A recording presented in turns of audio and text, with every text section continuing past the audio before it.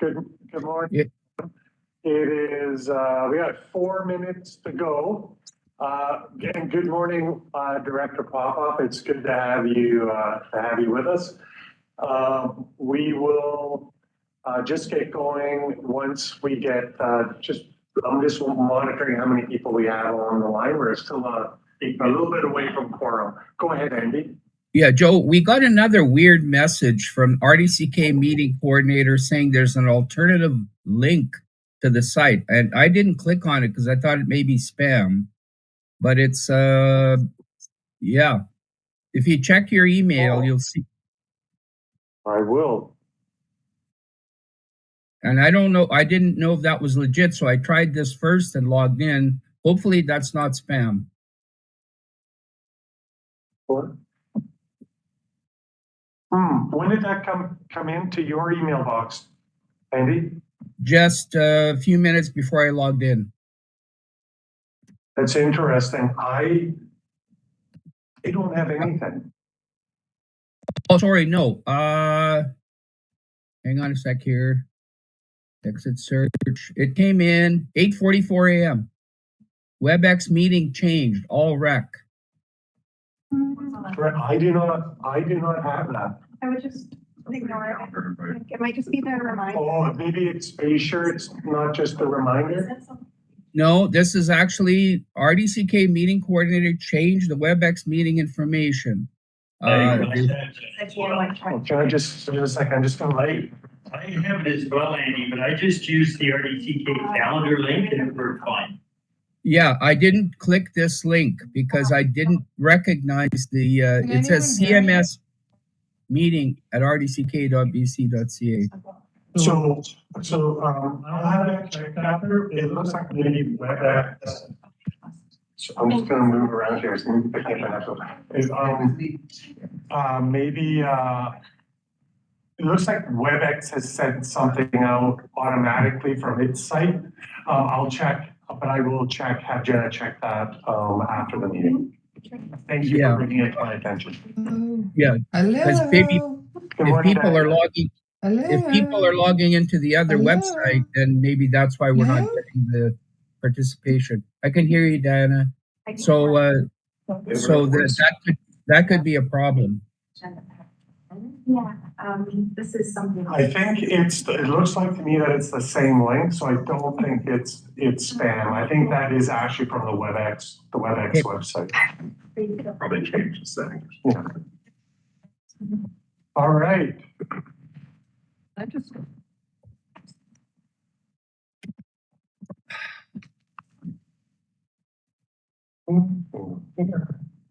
Super. So in 1 minute, I'll not so much open the meeting, but as it's the first meeting of the year, we'll be doing the election of a chair, just so everyone's aware. Good. Okay, Joe? Yes, Hans. Okay, listen, I'll be leaving the meeting at 9:45, but I'll leave my iPad on because I don't know how long the meeting will be, and hopefully I'll get back before too long. Okay, thank you. It comes back.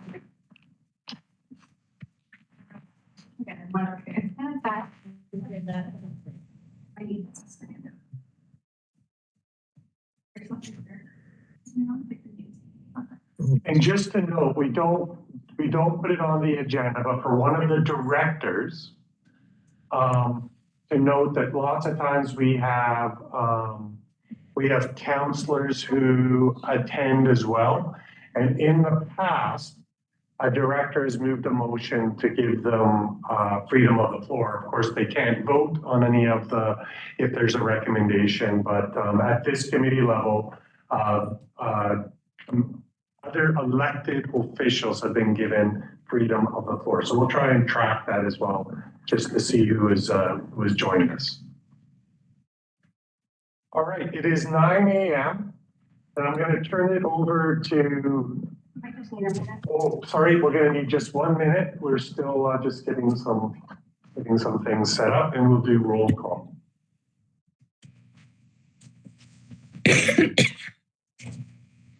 Just as we're waiting here, everybody noted that the agenda was in, for directors, that the agenda was in, eScribe.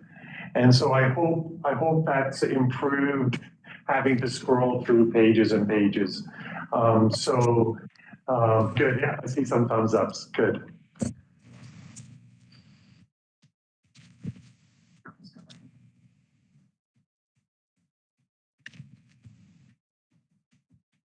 Joe, Diana's in chat and she says she's on 2 computers and can't hear anything. Uh-oh.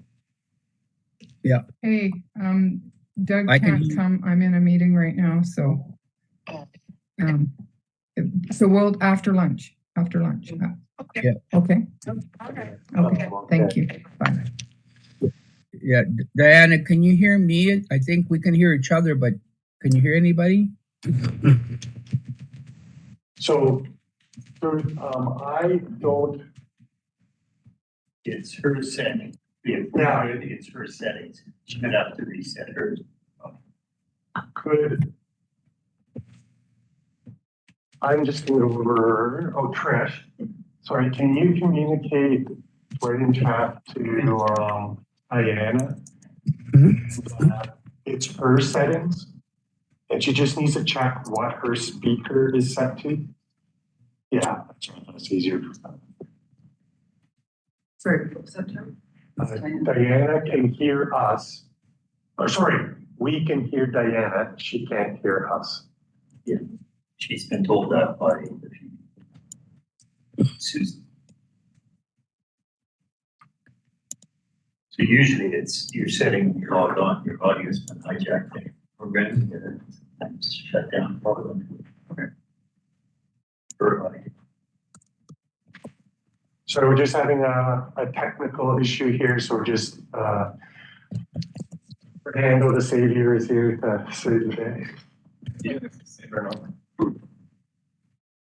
It's like a new thing with WebEx. Right, so if you click on it to log in, like, oh. Dennis says she's good to go. Okay. Okay, perfect. We don't want to do that because it's being shared on these groups. But there's like some settings that you have to do. It is, but it's hard to see. Just go control M. That makes this even more. Control M.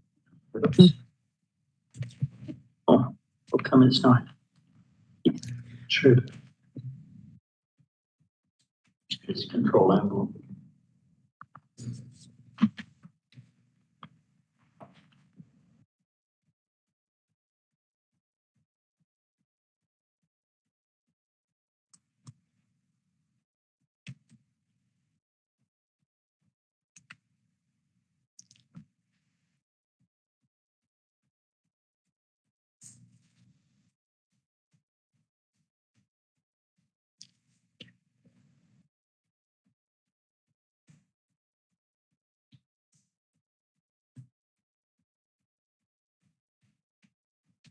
Jeez.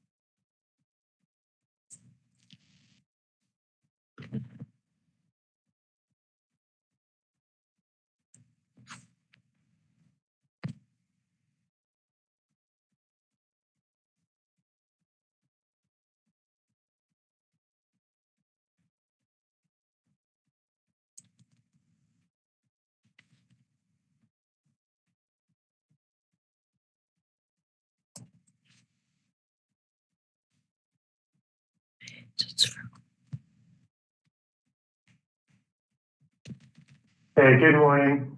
We're just doing our final piece here just to get set to go. Sorry about the delay. And what I will do to do this easier is I will do, so it's not on this agenda.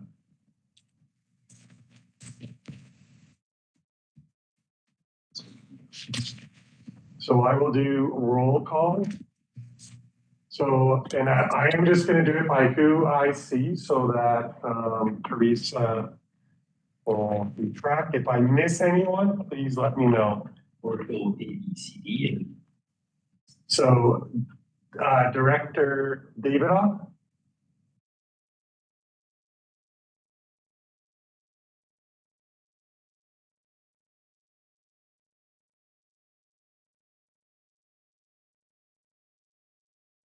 sorry, Andy, I can't hear you.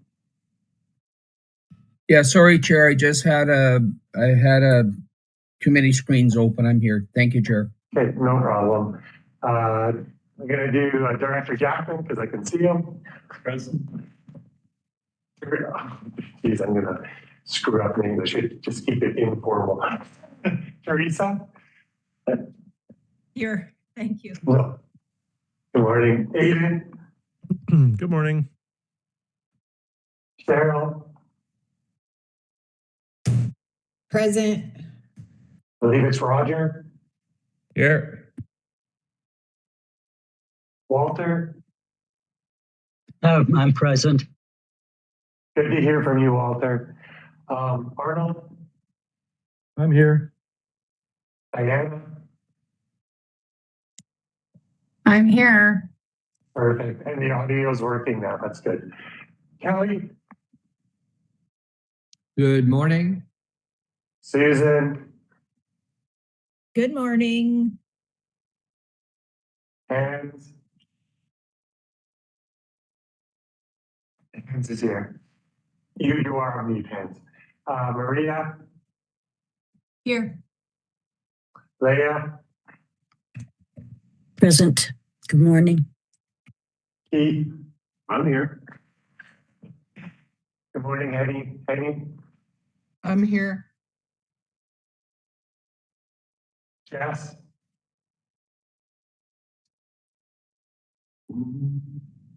She's muted. Jess, just so you know, you're muted. Oh, Jess, we can't hear you. It's a big test.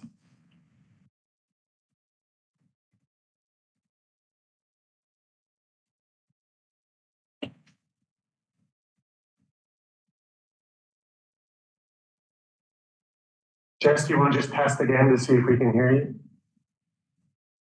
Hello? Yes, well, it was a little bit crackly, but I did hear something that time. Okay, good morning. Oh, working good. I believe that is everyone that we have in the meeting. Is there any directors from the regional district that I missed? And then I'll call out commissioners who are elected.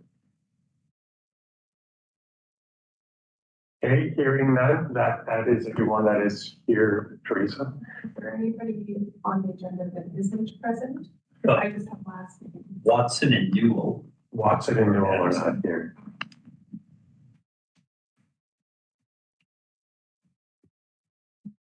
And I don't believe I see Director Kaisley. Yeah, thank you, Director Kingsley. Right, the last. Oh, great. 17 of us are present. All right, and I believe that we have Commissioner Kate from the City of Nelson. Kate? Yep, I'm here, but I don't have freedom of the floor.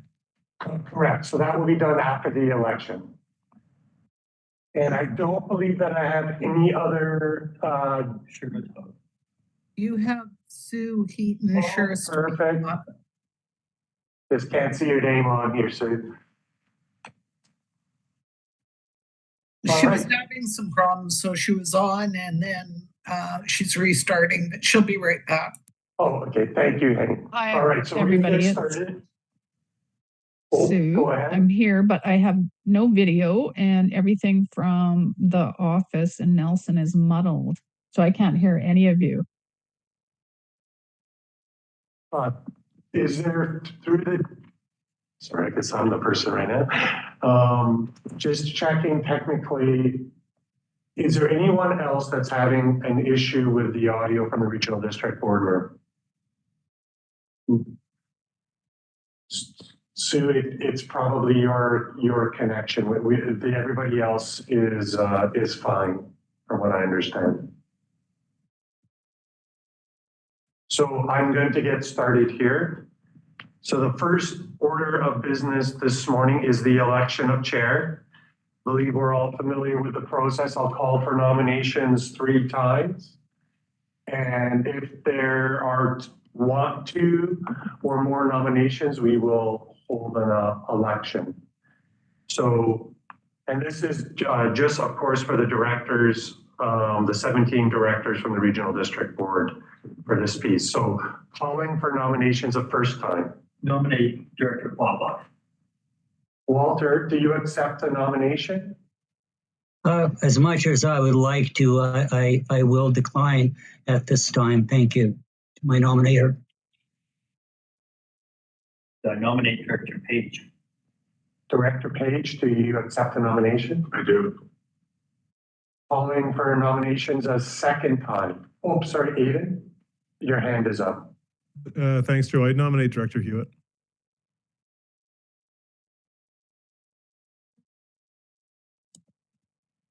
Lockwood would like to nominate someone too.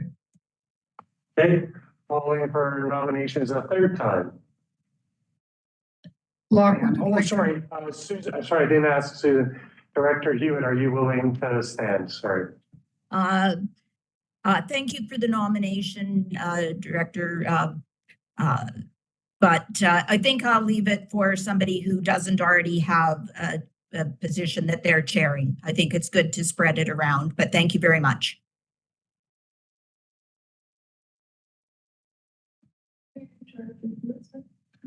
The clerico.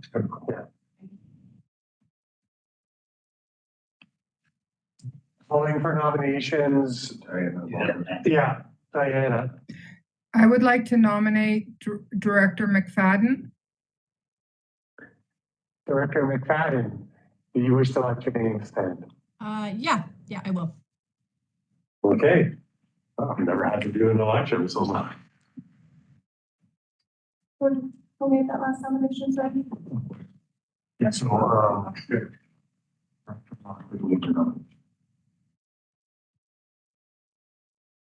right, so if we could do this, if you could email your vote to Tricia Davison. So T Davison, so TDAVISON at rdck.bc.ca. So you are selecting between Director Page and Director McFadden. Want us to email or you can use the ballot bonds? If you could email. And so we should email the 2 people always. So to you, Joe, and So you can email to Director Jackman just gave me a good process. You should email to myself and Tricia, please. Thank you.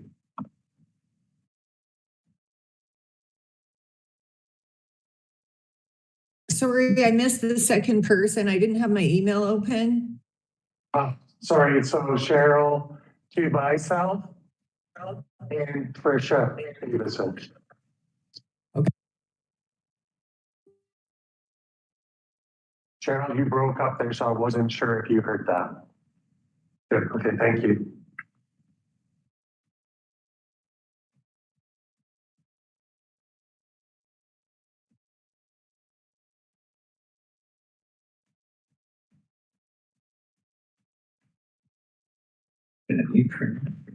Yeah, thank you.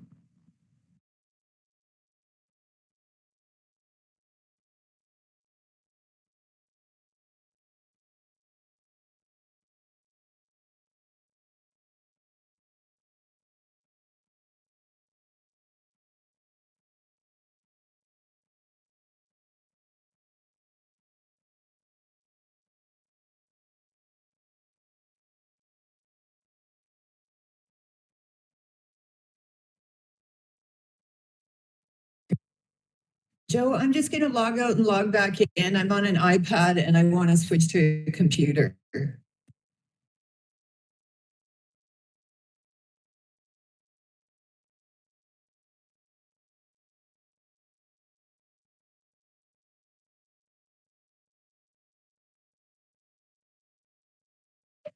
That would vote? I heard you, Cheryl. We'll make sure that we don't begin the meeting until you're back. So 13, by my count, 13 votes.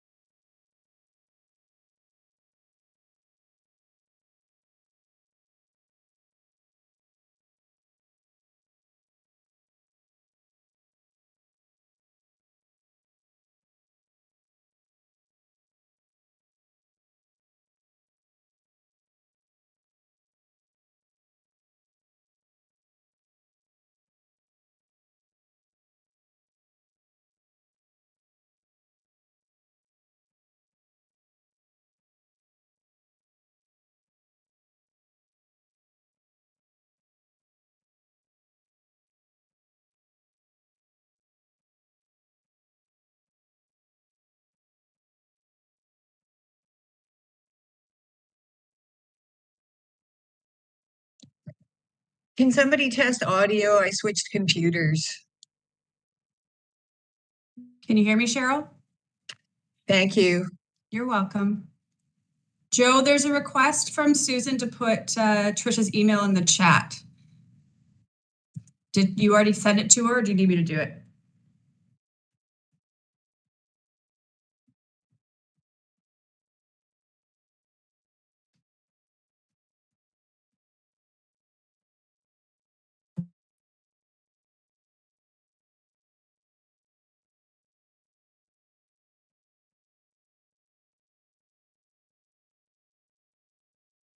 Thank you.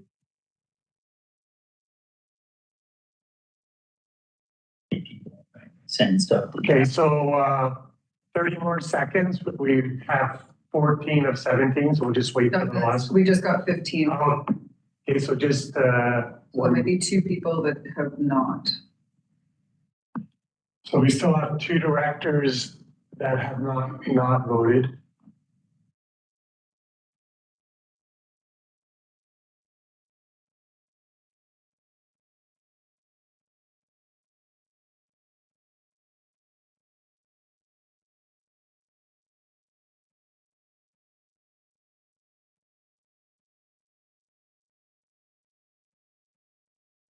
And Joe, I just wanted to let you know that mine is coming from my mayor email because I don't have a Wi-Fi password to use my regional district device here at my office.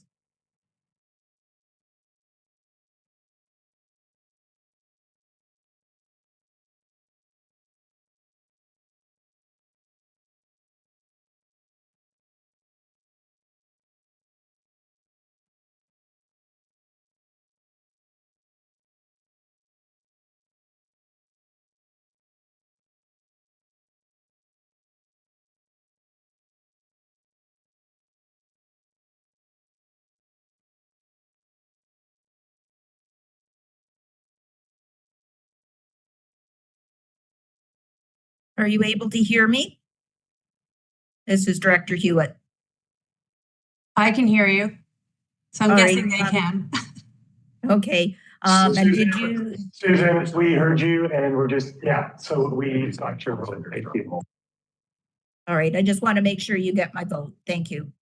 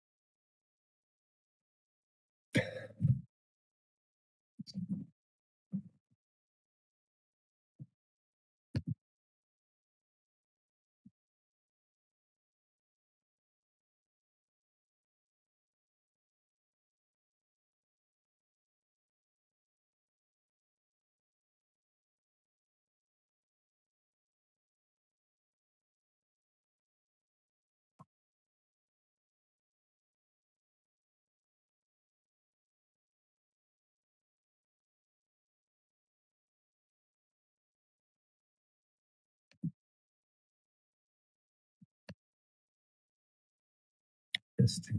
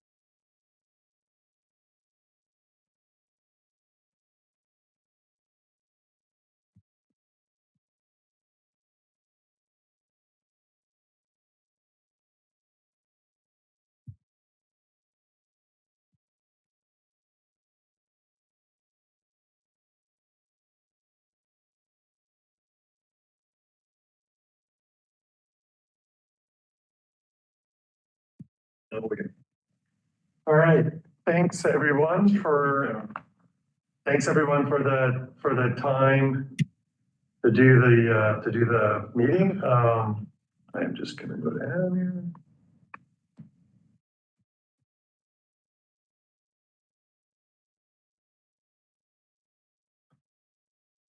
We gotta change up these recommendations. Joe Carrico, General Manager of Community Services. I ratify to ask for the vote that Maria is chair for all recreation for 2024. And before we start the meeting, if I could get a recommendation to destroy the ballots. So moved. From Director Page, Director Weatherhead, all in favor? Ask any opposed. So any opposed? Perfect. And I'll turn the meeting over to Maria. Maria, just so you know, so Teresa is, we have a Teresa in the boardroom here. Teresa is the recording secretary for the meeting today. So I Great. turn the meeting over to you. Thank you. Thanks, Diana, for the nomination, and thank you for your guys' vote. I will do my best to be in person now for these meetings because that makes it easier to chair. And on that, I call the meeting to order at whatever time it is, 9:29. And traditional lands acknowledgement. We acknowledge and respect the Indigenous peoples within whose traditional lands we are meeting today. We're tremendously grateful for it. Can we get a motion to give freedom of the floor to those of our councillors that are present? So moved. Seconder? Great. Any discussion? Please make sure if you have discussion, put your name in the chat because I can't see everyone's screens. So I won't know if you have your hand up on your screen. So just make sure you put your name in the chat, even if you're in the room, if that's possible, unless Joe wants to take care of the room. Great. Through the chair, Tricia is monitoring chat and the room. Great, excellent, thank you. I have a point of order. Yeah. There should have been a motion to destroy the ballot, so I'll move that at this time. We did. Joe did it. How did I miss that? I'm not sure, but Joe did. But thanks, Henny, Chair, for keeping us. Chair, this is Director Popoff. For the record, can we have the names of the councillors that are present, please? Yes, absolutely. I believe Councillor Tate is here. Councillor Heaton from City of Cascar is here. And did I miss one? Joe, is there one other one? Is that it? Chair, not that I'm aware of, unless someone can just let us know if they are in the meeting. I think those are the only two I saw, Director Popoff. Thank you, Chair. You're welcome. And I don't think we called the vote on the freedom of the floor. So no discussion on that. I'll call the vote. All those in favor? Any opposed? Okay, carried. Moving on. Adoption of the agenda? Move adoption as presented. Great. Seconder? Great. Any discussion? Not seeing any. All those in favor? I just, Yeah. Sorry, Diana. Go for it. thank you. I just want, I don't know what's going on.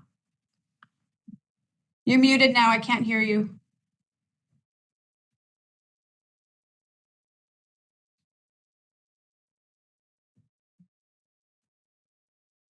You're still muted.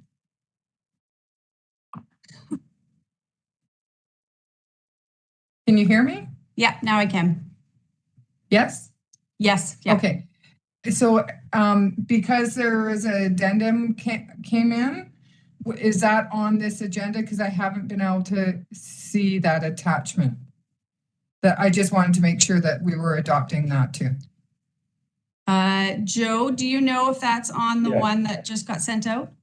Through the chair, the report folder was on the agenda, and yes, the report got sent out last night. So it is on the agenda. Good, Diana?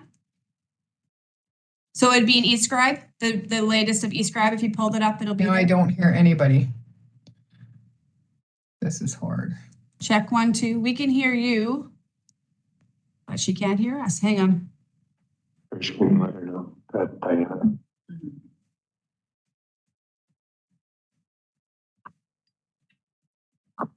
Sorry, through the chair, are we talking about the asset management piece? Is that, okay, thank you. Diana, can you hear when I'm talking? So you just can't hear the room. Oh no, she should be able to hear Maria then. Can you hear me? Yes? Is that a yes? Can you hear me? The chair, Yes. just to confirm that everyone can hear the boardroom. Yeah. Yes, we got thumbs up, okay. We're good?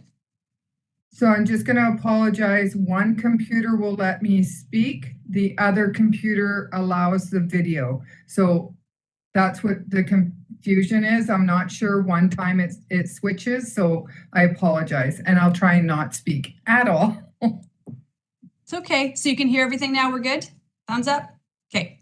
Excellent. Moving on. So if there's no other discussion, adoption of the agenda, all those in favor? And opposed? Good. Receipt of the minutes. The September 27th, 2023 All Rec Committee minutes have been received. Any discussion on that? Questions? Nope. Okay. And we don't need to take votes in All Rec for minutes, right? Correct. Good. No delegation, and we're moving on to staff report. So the first one is the Regional Parks, Trails, and Water Access Strategy Startup. I'll hand it over to staff. Through the chair, Mark, Yeah. will you take us through that, please? Yeah, good morning, everyone. Thank you, Chair. Yeah, this is just a brief report. Just want to get you up to speed with where we're at. We've hired a consultant to prepare, as directed by the committee here, the Regional Parks, Trails, and Water Access Strategy. So we're in the very early stages of that project. The consultant is currently working on assembling background information. They've prepared for us the terms of reference for a working group, and they have the requirement, and we would like, the purpose of this report is just to see if there are individuals from this committee that would be interested in being part of a working group to guide, help guide and inform that process. The commitments to that group, you can see them in the attachment A to the report. They're the various steps that this working group would be involved in are highlighted in gray. So there would be a meeting in April, maybe a meeting in May, leading into another meeting, presentation of a What We Heard report. That would be the summary of all the engagement. The group would look at that once that is prepared. And then heading into the fall, there'd be several meetings required by any members of the working group to get us to a final draft version of the Parks, Trails, and Water Access Strategy. So that's the first piece of the report, is just we're hoping that there are members of this group that would like to be part of that working group. The second piece of it is since the project was developed, to look comprehensively at all of our regional parks and to set the future direction of what a regional park service would look like. There's new data has recently been made available, and it's called Propulso Propulso is the company that collects the data, and they have a partnership with the Trans-Canada Trail Association. So Trans-Canada Trail has reached out to us, and they are able now, using cell phone data, to collect information on users that are going to and from parks or trails. So the proposal here is to just request of the committee if there's any interest here in acquiring this data. User data can be very useful in terms of understanding the who's coming to parks, where they're coming from, what the demographics are of visitors to parks, what amenities and areas within the parks they're visiting. It can really help staff in terms of defining budgets and work plans and understanding utilization of regional parks. So that's the second piece of this report that's before you. The costs of that are they are $500 per park polygon or trail, and we have about 27 regional parks. To get accurate data, some of the parks that we have, such as a long linear rail trail, may need to be broken down into several sections in order to have the data be usable. So that's before you as well. So two pieces, and the recommendations are asking for appointments of directors to the working group, and also funding for the Propulso report information, which could be funded from reserves, regional park reserves, with each regional park service being responsible for only the portion that they use. And I'd welcome any questions about the Parks and Trails strategy or the two items before you. Great. Thank you, Mark. So I've got a list here. We'll go through any questions on the report first, and then we'll look for recommendations for directors to sit on that working group. Okay. So if you want to be put on the second part because you want to nominate someone, just let me know and I'll move you over to the other list. So the first one is Graham. Director Graham. Thank you, through the chair, and I like all of this work. This is really good, Mark. My question, through the chair, and it's a little off track here, but I've got a couple of projects and I'm just not sure where they fit in to like the work plan. Obviously, this is a higher level one, but the couple projects that are on my list and I just need to ask about are basically the Blewett boat launch and the bridge, pedestrian bridge between Tagum and Blewett, and like, how do I get those onto the work plan, I guess is what I'm asking. Mark, do you have an answer? Oh, through the chair, I'll take that. So none of those are on, that's correct, none of them are on the current work plan. The Director Graham, both of those projects, there's two ways of getting those onto a work plan. That may not necessarily mean 2024 because our work plan is already pretty full. One way is through the Nelson Samuel EFG Regional Parks Commission, to have them at least endorse that they would like staff to look into those two projects. The other method would be to do that at the board table.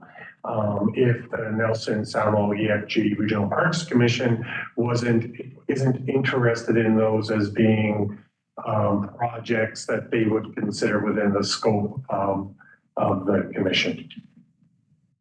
Yeah, through the chair, I can add to that as well, Cheryl. There will be significant community engagement and stakeholder engagement through this process.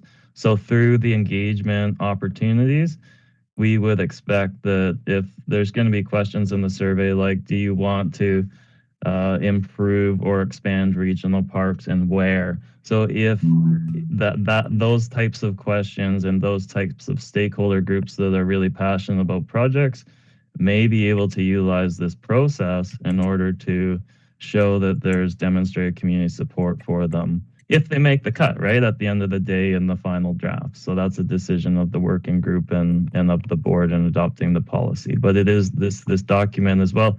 If Joe's mentioning actioning these things more immediately, but if you're looking for understanding the level of community support for them, this process would be a good place to put it. It doesn't mean this process is going to tell you how to get the project done, though. It's just going to give you a level of priority for it. Thank you, Mark and Joe. So, Chair, Director Dave. Yeah, I saw that there. Yeah, over to you, Director Davidoff. What's your point of order? Yeah, thank you, Chair. Yeah, so I just wanted to clarify something here. What I heard staff say was that a director at any time can bring a motion to the board and not through their commission to have a project or a motion or anything they like without consulting with the other commissioners that to advance a project as serious as the two that Director Graham is speaking to. Is that correct? Joe, you want to Through answer the that? chair. Yeah, so through the chair, is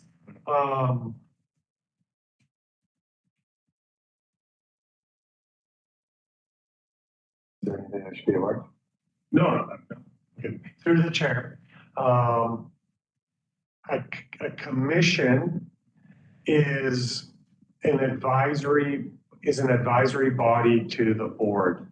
So if you're talking about good process, it would be that you have your partners lined up within the commission, but a director can always go to the board to do that. So that's the only, I'm not suggesting that the board would be the first place for that discussion, but a director can always take something to the board for the board to consider as a board priority. Because in essence, the board, I think as we go through this meeting agenda, the importance of the board prioritizing things will become more and more important over time here. So I understand the concern about me saying that, but in the end, the board is the decision-making body. Thanks, Joe. Thank you. Point of privilege, Chair. If you're quick, yes, because I have quite a list that was before you. Yeah, thank you, Chair. So basically, director should not be admonished by commission members for not vetting things through them first and bringing it to the board, correct? And that's where I'll stop. Thank you. Thank you, Director Davidoff. Okay, moving on to Director Jackman. Thank you, Chair. First, I assume this will be two separate votes when you get to these motions. If not, I'd call for division anyway, you know me. So, but on the acquisition of data, the proposal report through the chair, a couple of questions. I can see in an area like downtown Calgary, Riverside Trail, you're going to get really good data for everybody who consents. It says in the report, you have to have consent to have your information used for advertising purposes. When we look at our trails, our parks and the like, how many of them have reasonable or decent cellular coverage? Would even make sense to spend the $500 a year or whatever it is? Have you gone through the list to see where it makes sense and where it does not? For the chair, I think Mark has. Yeah, Mark? Through the chair. Yeah, we've gone through it. There's probably around 23 parks that have it. It's not just the cell reception, so I don't totally understand it, but they are picking up GPS from phones as well. So you may or may not have cell reception, Wi-Fi, Bluetooth, and IP data. So they're very experienced with this and the limitations of data. We expect we will not get, and they'll run their analytics on the data to tell us whether or not it's worth buying and meets their thresholds for the data as well. So we'll probably around, above 20 we expect of our regional parks. Some of those, as I mentioned, maybe need to be broken down into smaller areas. The data, we've seen it's quite, and our consultants have used it in remote rural areas and up north most recently.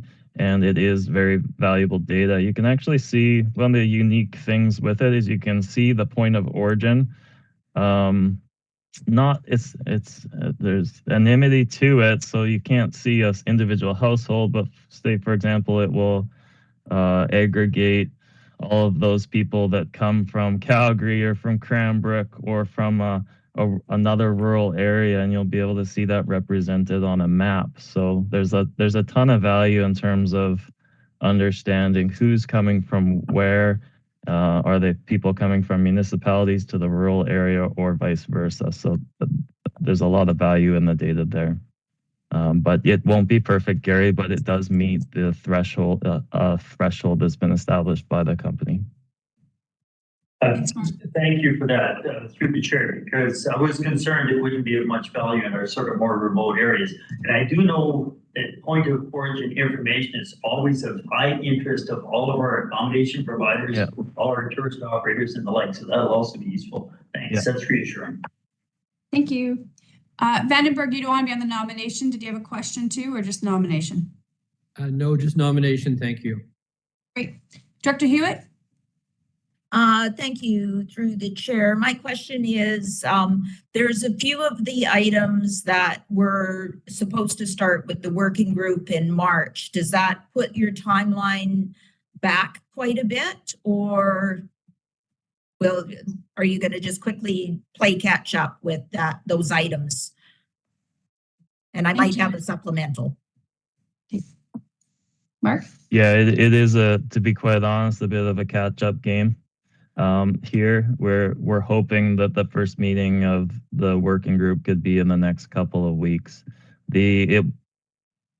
Despite playing catch-up internally, our engagement is still on track, though, with the public. So our internal process, we do expect there'll be meeting invites to anyone who wants to come, and we're going to try to fit that first meeting date in the next couple of weeks.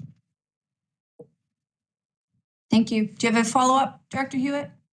Not a follow-up to that, but an additional question, if I may. Yeah. It should be quick.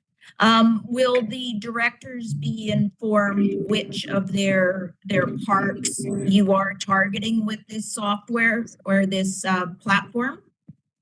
So they have a sense as to what the cost is associated with their area? Yes, if this proceeds, we sort of have to do it on the assumption that there's a willingness to pay.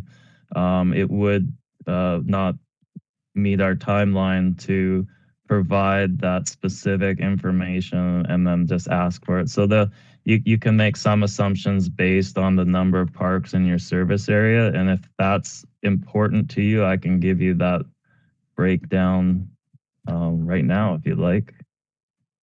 Just give me if anyone else has another question, perhaps I'll just pull up some information about how many parks are in each service. Okay, you can always follow up and just send it out. Yeah. Sounds good. Just as long as you don't need it for this decision. Thank you. No, thanks. Great. Director DeBoon? Thank you, and through the chair. There are a couple areas of the RDCK that do not have water access parks, and we don't have any trails that are done through the RDCK, and I'm sure McLaren Co would echo this. In our area, there are some in-camera items that address this, but I'm not sure how this strategy would apply to areas such as ours and the cost in our attempts to actually get some water access in some parks. So we'd just like to hear what Mark has to say. Mark? Yeah, through the chair. So the primary focus of this, I think we all need to understand, is our current regional park system and how we're going to nurture and develop that into the future.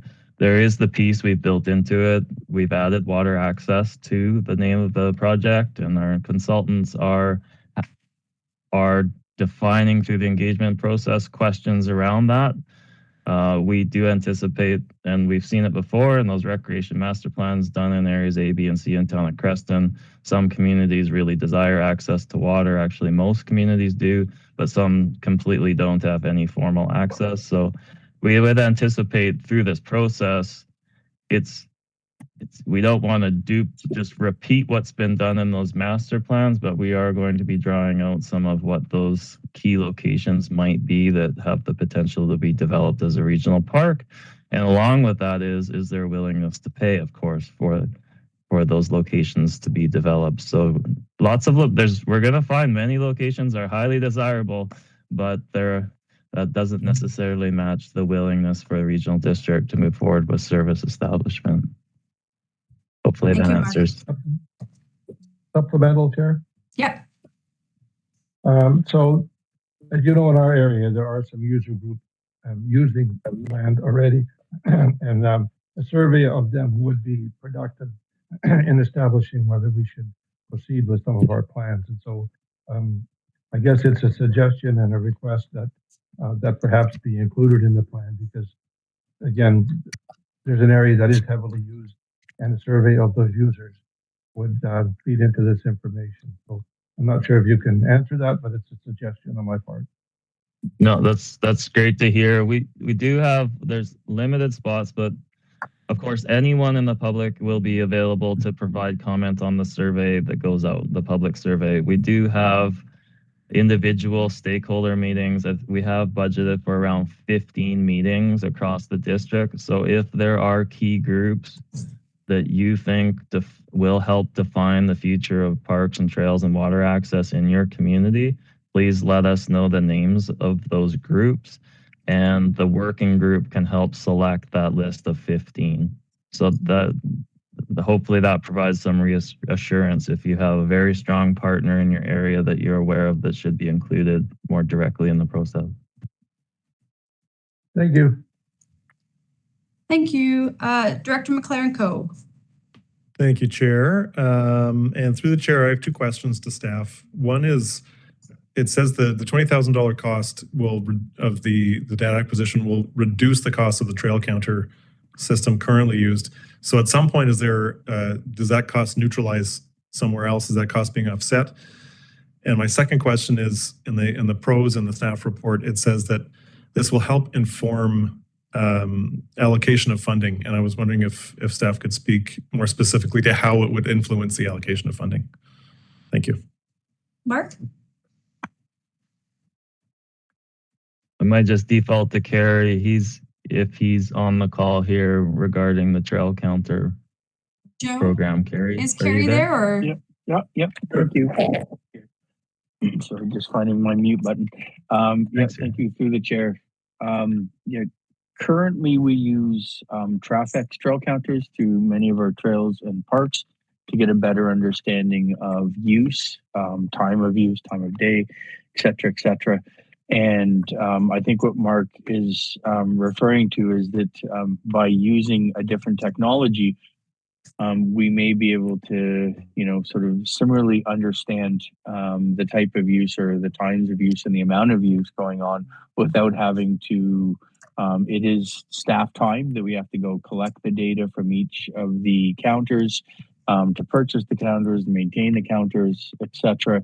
One of the ways that we do look at sort of the amount of time that either staff or contractors may need to spend in parks often is if we know we have 30,000 people using a park in 1 month, then we might look and saying, okay, what is the service level that we need to provide for that? If it was maybe 3 days a week we were doing something, cleaning washrooms, doing something, we may need to increase that according to the use that we have.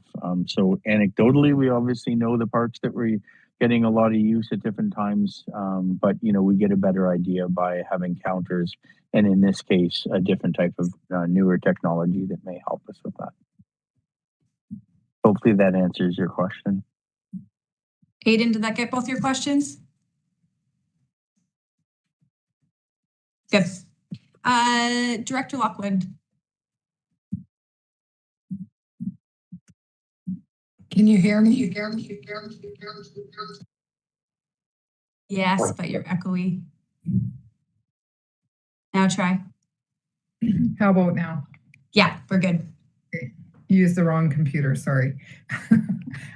So my one question that I just want to continue down with the cost of the information that we would be paying for.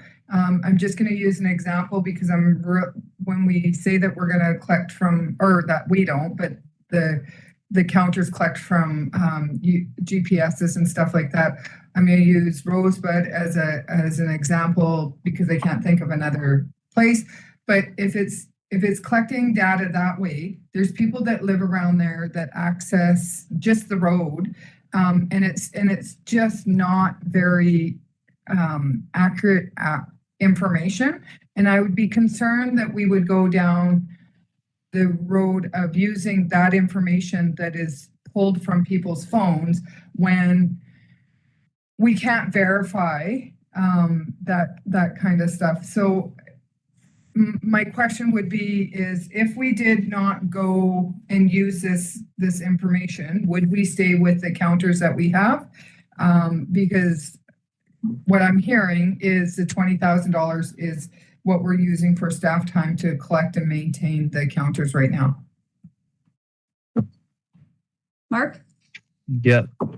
Through the chair, yeah, it's quite true that the cell phone data can be difficult to discern. And fortunately, the group at Propulso and TransCanada Trail, they've defined their whole analysis based on understanding traffic flows and trail use and access problems. So there are conflicts that we've been made aware of. For example, if you have a long linear trail that is immediately adjacent, like we're talking 2 to 5 meters away from a highway, you may get counts from the highway. And this is why I brought up that point about having to break the data down in some locations into smaller segments. So there might be, for example, where a highway comes very close, you cannot collect data on 200 meters of trail, but you might be able to collect data on 36 kilometers of the remainder of the trail, for example. So the analytics that go into it are done by people way smarter than me. They look at all of our parks and they tell us where these problem areas are, and they don't sell us data that isn't meeting their standards. So I feel like it's been your question is a very valid question, but I feel like it's vetted through the way the data is put together and processed. Thank you. You good, Diana? Director Davidoff. Yes, thank you, Chair. We're having real issues about knowing who uses our facilities, our complexes. And can this technology be utilized to see who's walking into our facilities and who's driving into our parking lots? Because we can set up a polygon around the Castlegar complex, for example. We know exactly who's using the facility or at an entrance to the facility. Is that a possibility? Mark? Yeah. Or Joe? So I was just thinking, Mark, do you want to do that one or do you want me? Yeah, Joe, I was just going to say most innovative things in the RD originate in parks. So I think this is where we're going to be piloting it with parks, and then you'll see, the others like recreation sort of catch on to it as well. So it is there. The technology exists. We've asked TransCanada Trail that very question, and they aren't prepared at this point under their partnership agreement with Propulso. They want to focus on parks and trails, but the same technology is being used exactly how you describe, whether it's for businesses figuring out prime locations to establish themselves to sell more coffee, or recreation or public services trying to figure out who's coming from where and who should pay. So the data, it's coming there, but we're limited at this point to just parks and trails. But I think you'll be seeing this data a lot in the public sector in terms of defining where services should be. Thank you. Great. Yeah, so through the chair, just to add on just a real quick piece. So yes, so Director Davidoff, when we had the conversations with our consulting team, we realized immediately that there may be a value to other services. Just to be really clear, what Mark is saying is that our contract for this project is through a partnership with TransCanada Trails. So the partnership piece is what gives us the pricing that we've got. So that pricing would not be the same for another app for another purpose. So that's why we're bringing it forward. But we were very well aware and expected that question to come up. So yes, it is possible. It's just that not through this particular partnership. Thanks, Joe. Councillor Tate, I see that Aiden asked your question. Did you have another one?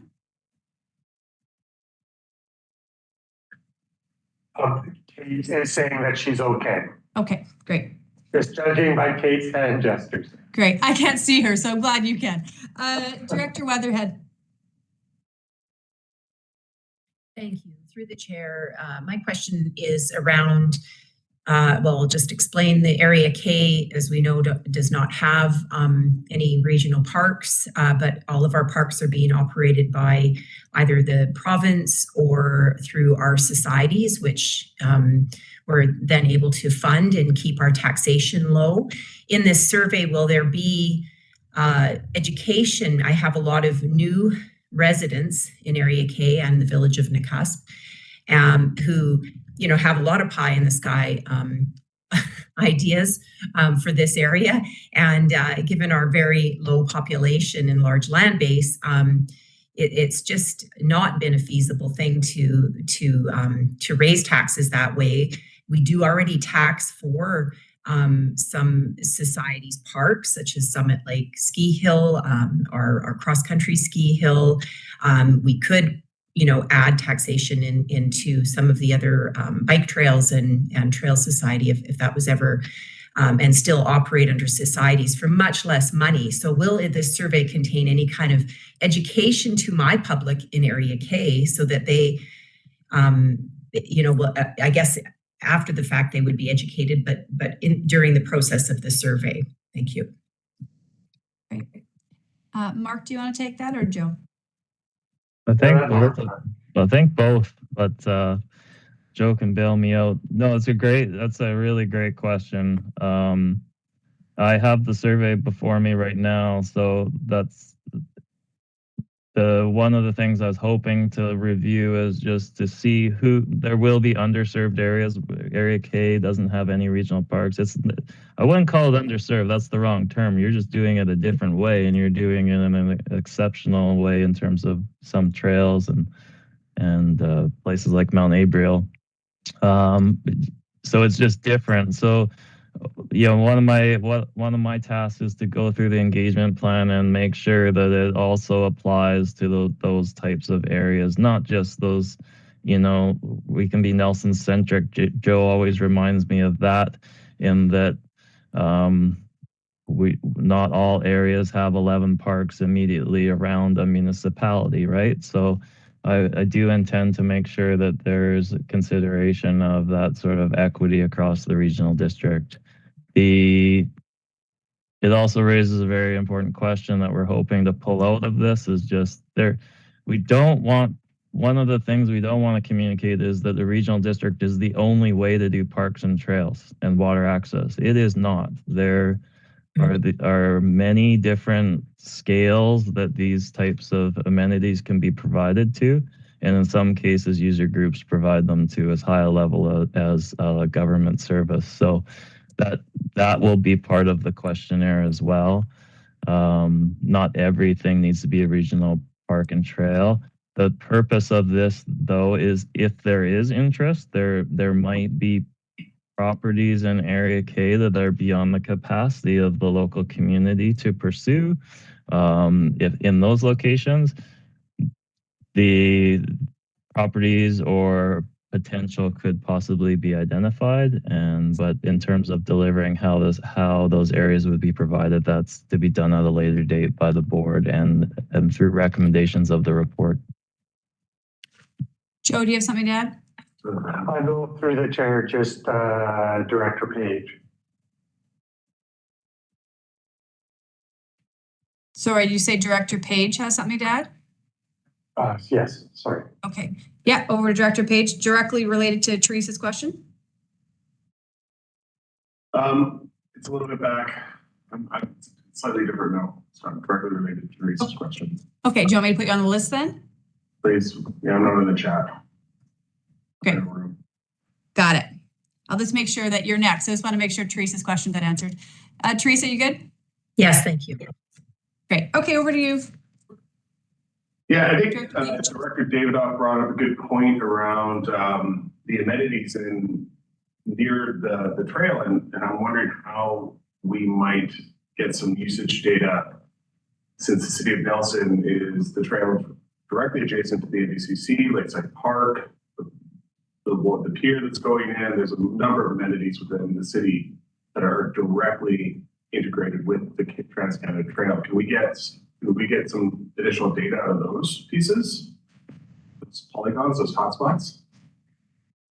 Yeah, through the chair, absolutely. Each Trans-Canada Trail partner is eligible, and this is important for all of your community service groups, trail groups, for example. If they've partnered with Trans-Canada Trail or are a potential partner with Trans-Canada Trail, each group or municipality, say Castlegar, for example, or Nelson's another good example, are eligible for one free area. So they'll run, if you request, and I can provide the contact information to Trans-Canada Trail, any partner can request it directly of Trans-Canada Trail and get one free area analyzed. But we could also include any community, if there are municipalities with parks or trails that are related to Trans-Canada Trail, we can include those, but it will come at additional cost. So I am willing to expand this. It's really simple to get the data done, and a hyperlink is provided to for each of the areas. So we can do it. Okay. Thanks, Mark. Any other first-time questions in the room that I missed, Joe? For the chair, no. Okay, Director Jackman, for you for a second time. Thanks very much to the chair.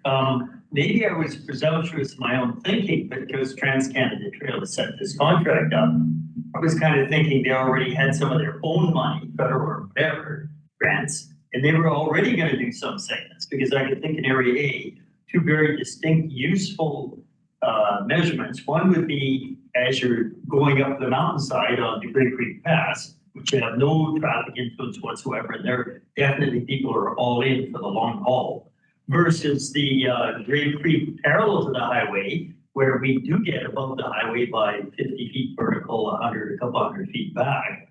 And I was hoping Trans-Canada Trail would be just doing that already, because that would be important to know. That would give them the difference between locals versus long distance traveling people in that area. So through to Mark or Joe, is Trans-Canada Trail not already funding some of these segments for study?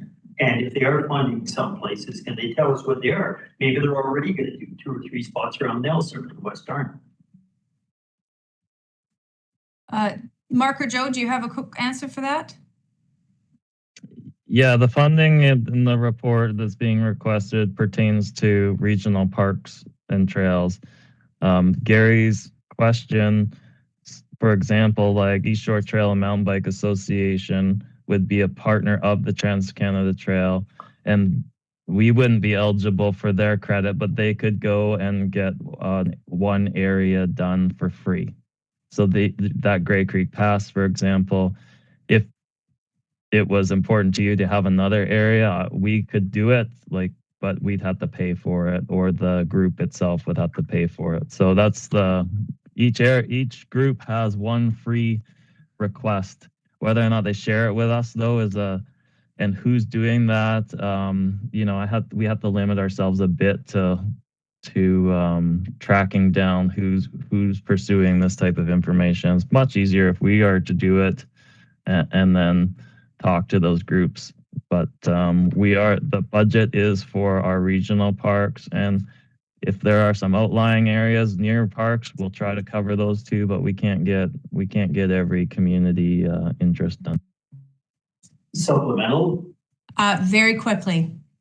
So there are other partners, the Greendale Walking Trail, which was the seniors, now it's the Greendale Community Association. So I will feed to you, Mark, other partners who may get their free $500 or whatever over and above ours. If we can do that, I'm gonna drum up all the partners I can. Yeah. And I would have one at Martel with the Trails for Crescent Valley Society, although that might be used by others. So definitely I'm gonna give you a list. Yeah, and it would be a direct request from the partner to Trans-Canada Trail, and Trans-Canada Trail House, of course, makes the decision if they're an approved partner or not.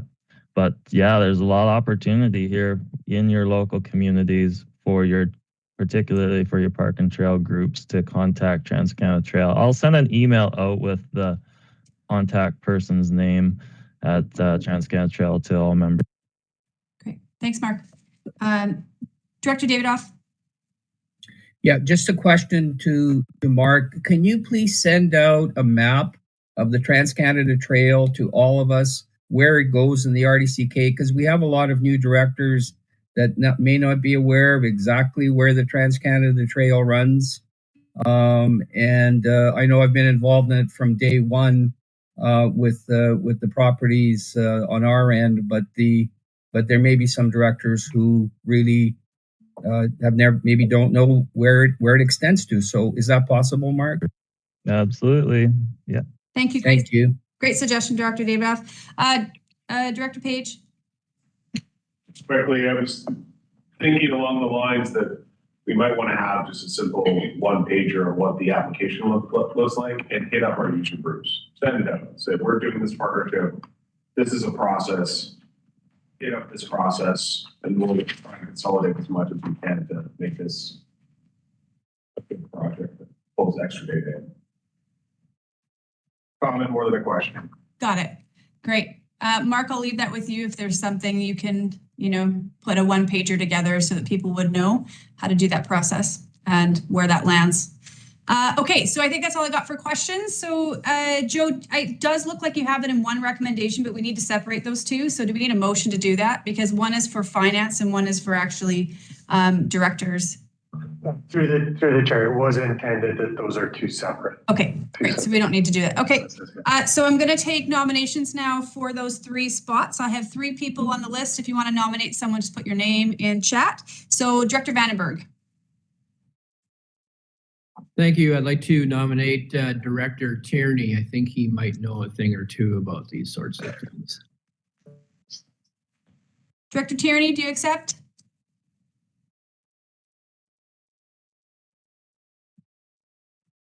He's muted.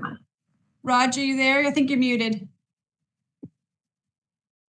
Oh, Roger, you unmuted and then you muted again. So somehow it muted again. Thank you. And thank you, Director Vandenberg. Yes, I will. Thank you. Great. And Director Graham?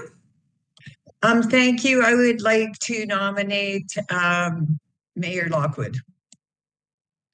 Director Lockwood, do you accept? Yes, I will accept. Thank you. Great. Director Jackman?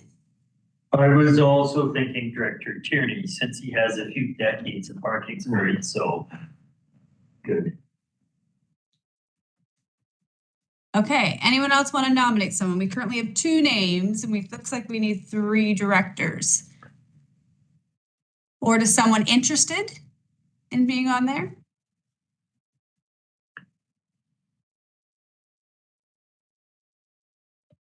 Lockwood would like to nominate Director Hanegraaff. Director Hanegraaff, do you accept? I will accept. Thank you to my nominator, I think. Calling for nominations a second time. And a third time. All right, so does someone want to make the motion for the first part of that with Director Tierney, Director Lockwood, and Director Hanegraaff as being our 3 directors? So moved. And I see a seconder with Teresa. Great. Any discussion on those 3? All those in favor? And opposed? Not seeing any. Okay, and on to the second recommendation. Does someone want to make the second recommendation? Jackman, so moved. Second. Great. First, any discussion on there? Okay, all those in favor? Any opposed? Not seeing any. Great job. Moving on to 8.2. Try and get through here and then I'll give you a 10-minute bio break and then we'll jump back in. Over to Joe. Through the chair, Trish. Good morning, through the chair. Good morning, through the chair. So the first report that we have in front of you today is in relation to the old punch passes. So we wanted to provide a bit of a communications update for everyone on this and to not have this be confused with the current punch passes, which have a 12-month expiry date. So we thought it was important, one, just to keep everyone apprised as to the efforts being made to try to get these old punch passes used before they all expire on May 31st of 2024. So the report goes into detail. We do also have our communications and engagement lead through Community Services, Sarah Fuhr, on the call. So I may call on her just for everyone's knowledge. So the first part of the report simply outlines a bit of the background. So way back in January of 2023, the new fees and charges policy was implemented. And through that, part of the decision was that all of the old punch passes that didn't have an old expiry date or didn't have an expiry date from our old system would then expire in May of this year. At that time, there was a media release put out, and there was also an opportunity before March 13th of 2023 for people to request a refund or a credit to their account if they just simply had forgotten about these passes and were no longer going to use them or it no longer made sense for them. So at that time, definitely some people took advantage of that opportunity. So in the several months that came after that, we definitely put a number of tactics in place to continue our communications to keep this front and center for everyone. So some of the things that we did were obviously things like email communications, posters, CCTV graphics, or things that were within in our community facilities, as well as some alert communications through our Explore software to help keep this alive for people and so that people were remembering to use up these passes. You'll then remember back in September of 2023, there was also a change in relation to our current punch passes that went from a 6-month expiry date to a 12-month expiry date. And so, of course, this confused matters a little bit, but at the time when we made that decision and brought it back to ALREC and ultimately the board for endorsement, we highlighted the concern related to these old passes, and we just wanted to make sure it was really understood that because the old punch passes were sold on our old system, making any changes to that expiry date in May would be extremely problematic and very difficult for us to go back on. So we just wanted to make sure that everyone was kept apprised as to the efforts being made to help make sure that people use these passes that they had paid for, just so there wasn't any confusion or that people thought that it had fallen through the cracks. So obviously the final expiry date, it's hard to believe, May 31st of 2024 is upon us. But with that coming up, we have ramped up communications again, effective roughly February of 2024. And we've included some of those tactics that have been done to date and will continue to be done probably right through till early May in the hopes that people take full advantage of getting their passes used. And maybe just as a bit of a side note, if there were strange circumstances or things that required some form of additional thought outside of our black and white process related to seeing these passes used. Staff has certainly entertained those conversations carefully. So, but also to recognize that certainly, you know, the desire to see these passes used and moved on, and all of our communication strategies, you know, things happen and we recognize that. So we have considered those issues as they've come up. So you'll see at the top of, I'll call it second page of the report, there's some information related to the passes that are in the system. And I'm going to draw your attention to the March 20th line in comparison to the the February 5th line.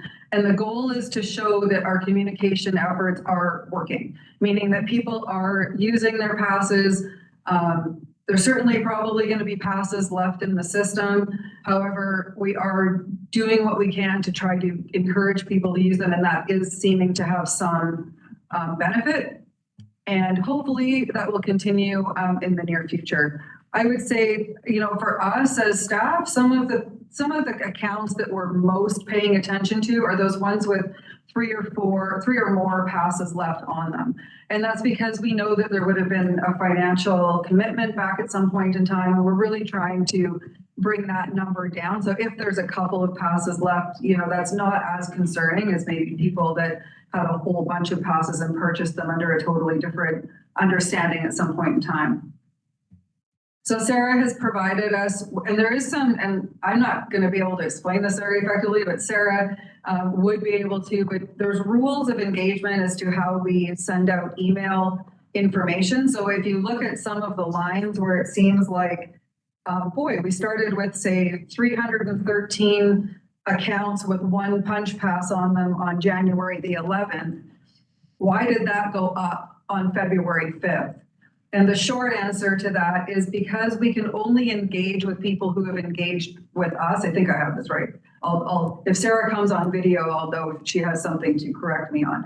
The idea is that because those people started to re-engage with us, they now fell into the threshold of us to be able to communicate back with them under our email rules of engagement. So in our world, that means that, hey, our communication worked. They said, hey, I've got something left on my account. I'm now going to go re-engage with their respective facility to see those punch passes used. So in our world, that's a good thing. And then to continue to see them being used continues to be a good thing.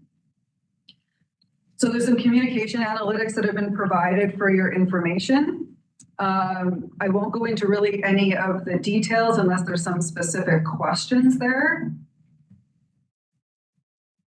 I would say at the end of it, as we, you know, it's hard to believe we're, you know, April 1st is upon us here quickly. We do just hope that maybe through yourselves, if you're talking to any of your constituents, that you're able to, and if any of your people know that they have these passes, if you can continue to encourage them to use them, that's also very helpful on our end. So maybe I will leave it there and open it for questions. And my apologies through the chair. I have neglected now to watch the chat on your behalf. No problem. I got it. Okay. Sorry, I just want to jump. It looks like there was concern. Director Main, did we miss something? Were you? Leah, Director Main? No. Okay. I thought I took my hand down from that last vote. It's okay. There was just in the chat something I might have missed. And Director Weatherhead, sorry, I did see your name in the chat before we went to this report. Did I miss you for the last report? Sorry, I just was not fast enough on the draw, so my bad. I just had one question. In the last motion on the allocations from individual regional park reserves, with each regional park service responsible for funding only their portion of the acquired reports. As I have a zero requisition in Area K and the village of Nakusp, my question was just around, will I now be being charged for this survey, which I'm in agreement for the survey for the rest of regional district, but I really am having a hard time seeing the value or relevance to Area K and the village of Nakusp for this survey. Sorry, I missed. Yeah, I'll try and slow down long enough to make That's okay. Joe, do you have a quick answer for that? And then we'll jump on to Yeah. Trisha's report. It's pretty easy. No. Yeah, you won't be charged. Great. Thanks, Joe. Thank you. Okay, Director Hewitt, on the current report for Trisha, do you have a question? Yes, it might be a small thing, but I see Area D is listed, and I, for the life of me, cannot think of any facility in Castle Area D that would be impacted by that. It might just be a general inclusion of all rural areas, but just to clarify whether there is something that I don't know. Through the chair, you're correct, Director Hewitt. The idea was that you may have users from your area that fall into the punch pass scenario where they have an old punch pass on an account. My apologies if that was confusing. Thank you. Any other questions for Trish on this report? Not seeing any. I'm going to give everyone a 10-minute break to go to the bathroom quickly because we still got quite a long agenda, and we will be back. So that is at 10:37. We'll get started right away. Okay? Great.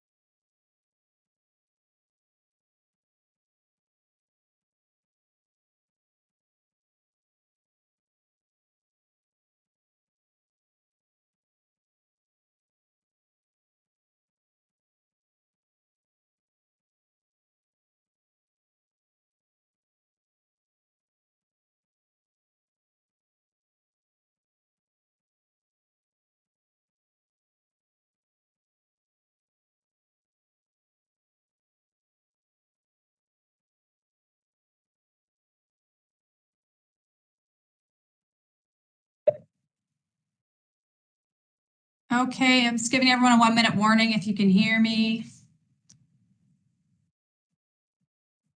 We are, the boardroom is back. Yep. Okay, great. Yeah, just walk in with a punch patch from the 90s. No joke.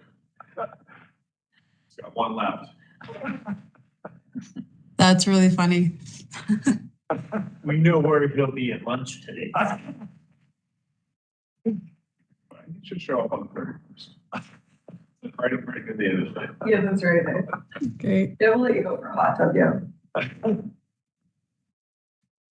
As soon as you're back online, if you can turn your cameras back on so we know you're there, that'd be great.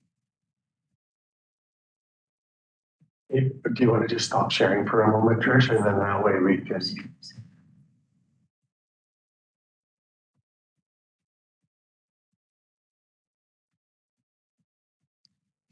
Great. Okay. We are going to get started again here. So moving on to 8.3, Community Services Financial Access, I can't speak, Access and Inclusion Policy. And is this you, Trish, as well? Yeah, okay, I'll move over to you. Thank you. Through the chair, I'm hoping my screen sharing is now working for everyone. You're good. Yep, looks like it is. Okay, great. So this is meant to just be an easier way to walk through a report. I do know that there's a lot of information that was contained with the staff report. So I'm aiming to sort of summarize this through this presentation. If you do feel I've missed anything of significance, certainly let me know. So just to start off, let me make sure my technology is working. So this is kind of the framework that I intend to walk through. So to talk a little bit about the history as to how this project came to be, some of the policy framework principles that were established, some current statistics that I thought would be of interest to everyone, as well as the new policy framework and the key highlights of the documents that are in the supplemental addendas, as well as the ultimate recommendation for you to consider.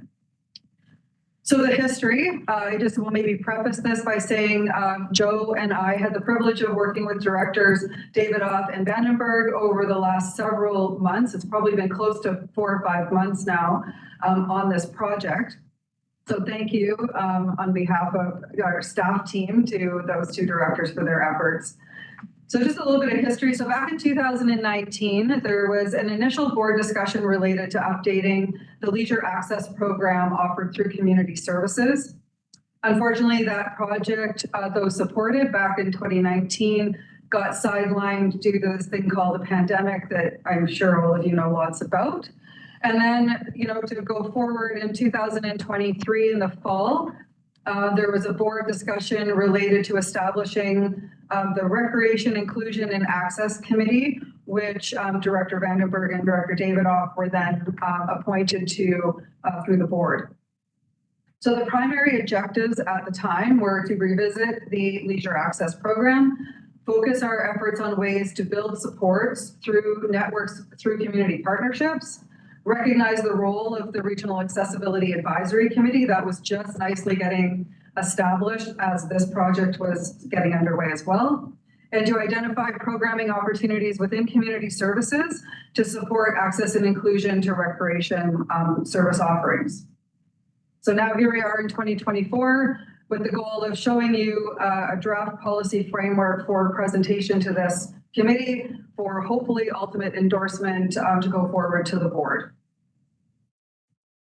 So as we work together on this project, some of the principles that really drove where we went with this project was the recognition that financial need is on a spectrum, meaning that one end of the spectrum might be the leisure access program, where there's people that have a form of disposable income to support recreation participation, where there's people on the other end of the spectrum where keeping a shelter over their head and or having a warm meal is on the other end of the financial need spectrum. So there's the policy draft, you'll see sort of aims to reflect these sort of some level of service across the spectrum. So there's recognition that there's expertise within the community services staff. However, there's expertise within a lot of social service agencies whom the policy is geared towards that don't exist on our staff team. We wanted to build on the leisure access opportunities already offered and certainly continue to ensure the protection of the integrity of those accessing this program. So some of the current leisure access information, we wanted to sort of share a little bit about what that program looks like, as well as maybe highlight what the level of uptake is for this service. So largely the current leisure access program as it stands has more or less been unchanged since its inception. Joe can correct me if I'm wrong on that, but that's my understanding. So the eligibility requirements, it's basically based off your notice of assessment. It's then balanced against what's called LICO, which is the low income cutoff threshold set by Statistics Canada. And when you apply, it's largely based on an honor system. So you're asked to submit this information, staff receive this information, and then they determine the eligibility based on what you have provided.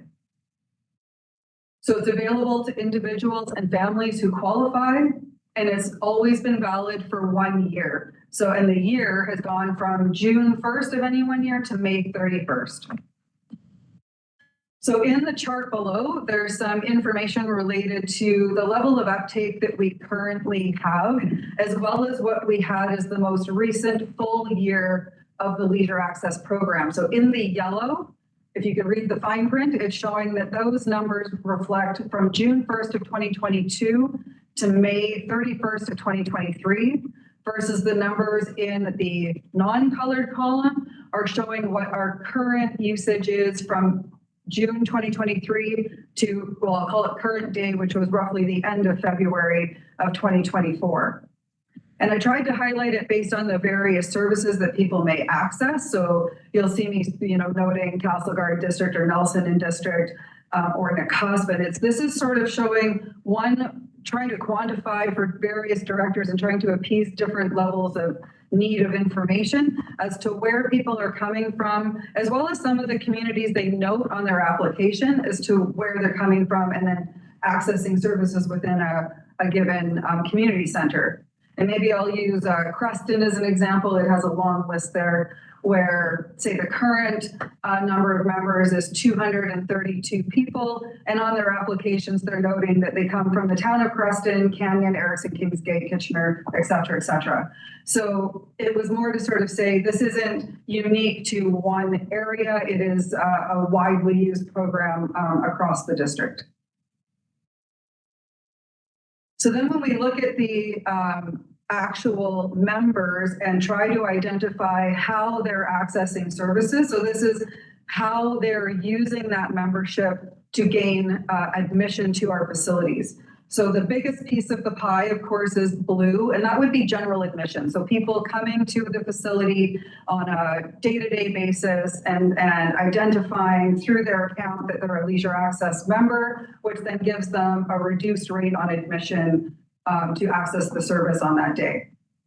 Versus there, you'll see, if you again can read the fine print, if you look at, say, the adult side, you'll see that there's a small percentage of uses that have used a 6-month pass to come into the facility, where others have used 10-time passes, 3-month passes, all over the map. But the largest percentage currently comes from general admission on a day-to-day basis. I also thought it might be of interest to know that 81% of our usage comes from adults versus 19% comes from youth and families. So I won't get into the details unless there's some specific questions that I'm sure people can throw in the chat, but I thought that might be of interest for people, and it may form some other questions later. So then one of the big things that our working group thought was important was the recognition that while not directly affiliated with the Leisure Access Program, we do offer fully subsidized services to other users. So for example, Golden Guest, so if you're 75 years of age and older, you receive 100% subsidy on general admission to our facilities. And of course, if you're also a child between the ages of 0 and 4 years of age, that too is 100% subsidized. When we were talking about it, determining a value to that subsidized service also is of interest. And of course, value, we have to figure out how to quantify because there is no true dollar figure attached to these this type of usage at this point. So the best we could do was go with our fees and charges policy and say, well, if this number of people paid an adult admission or a child admission, that would multiply that out across the number of people using our services. That would give us a value to the level of subsidization. Of course, and it probably should be bold and highlighted that, of course, there's a big assumption that those who use the service would then have otherwise paid for the service if a rate had been applied. But what it's aiming to do is paint a picture to say that this is a well-utilized service, and I would say that directors should be proud of the level of subsidy that you do provide through recreation services to these different groups. So we've kind of got 3 groups of people right now. You've got leisure access people, so people who may have financial barriers to participation, who pay a nominal fee to some level to access a type of service that we offer right now, which is just general admission or membership services. As well as then we have the group of golden guests and or I call it child in this case, subsidies. And then this chart aims to talk about the total value attached to that level of subsidy across the district. So under our work to develop a new policy, we guided our work with these series of principles. So I will walk through them just because I find it easier to do that, because I think some of them might be really important to share.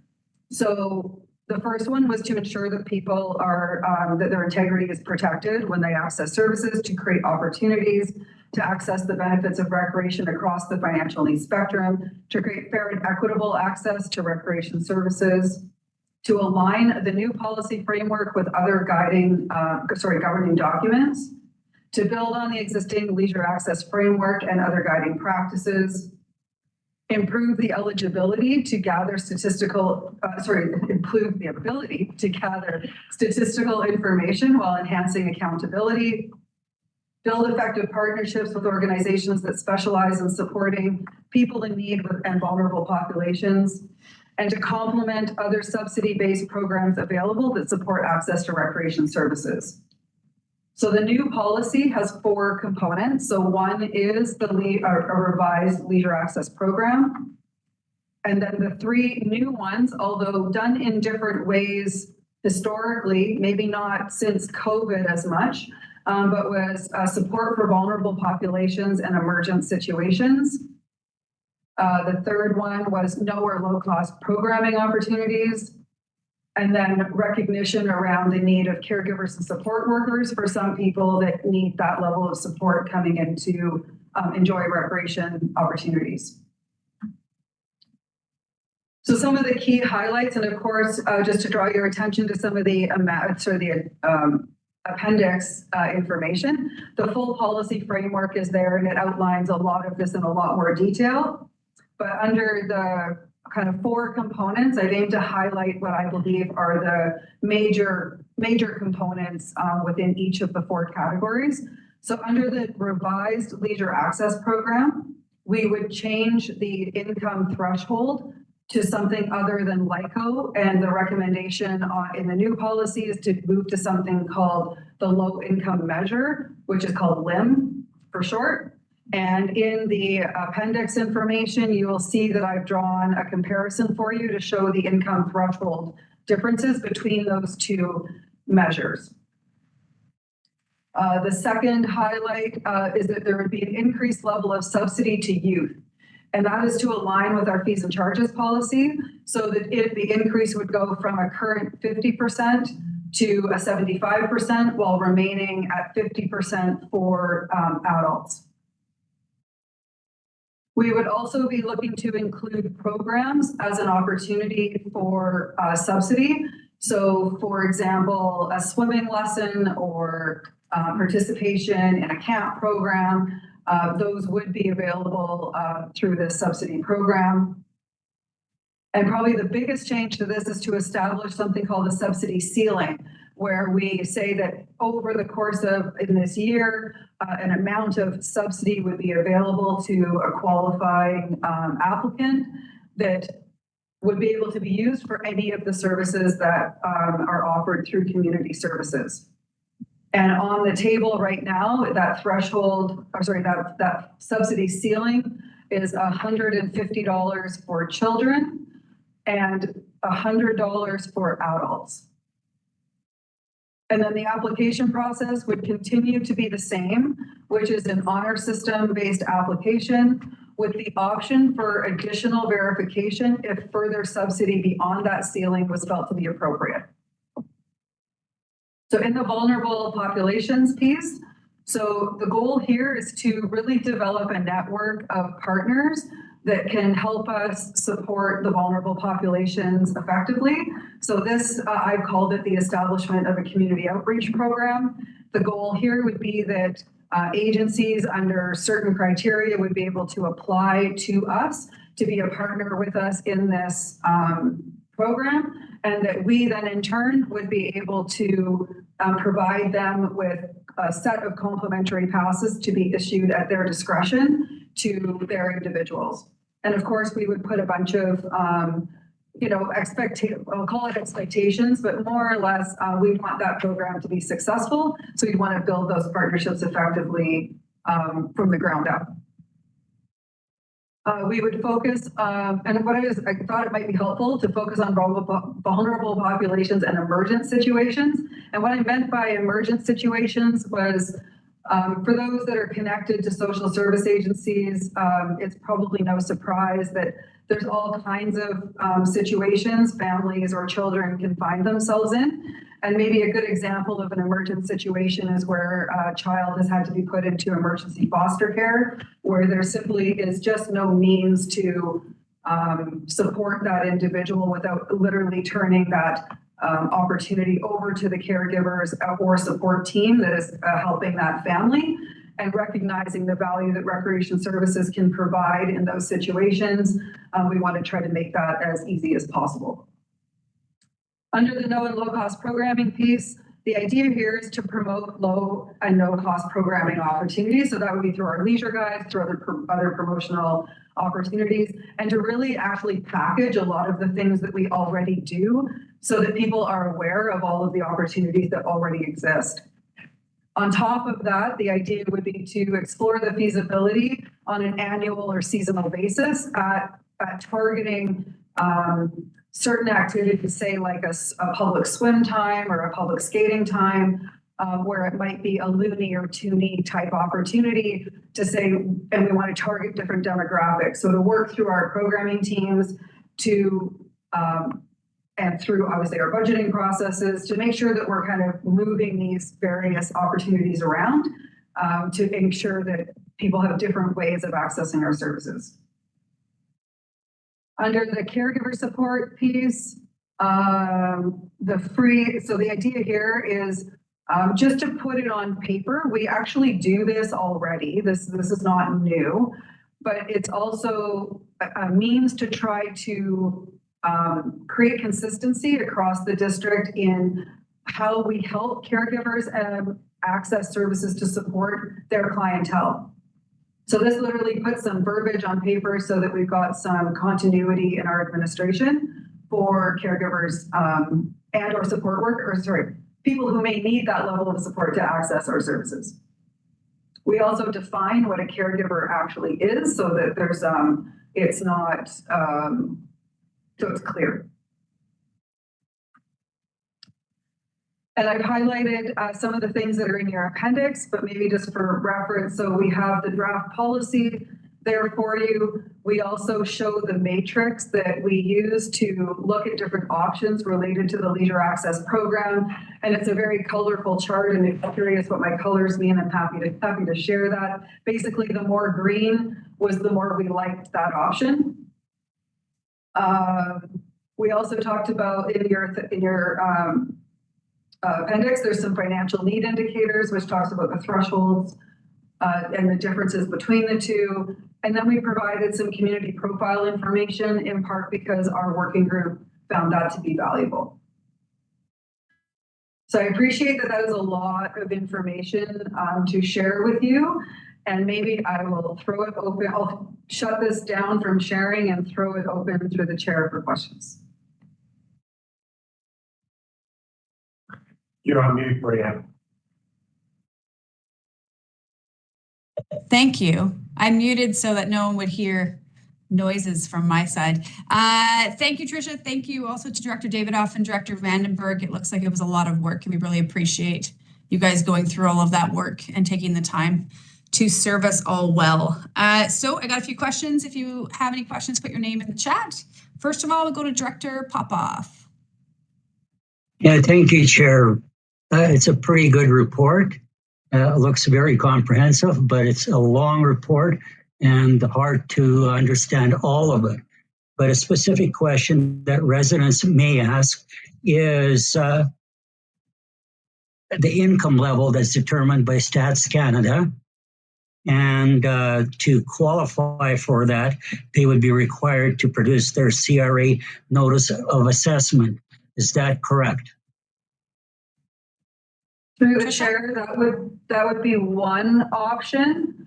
What might be easier, Director Popoff, is to, if you look at the second page of the draft policy, you will see that that is one option, as well as there are several other options for people depending on their situation.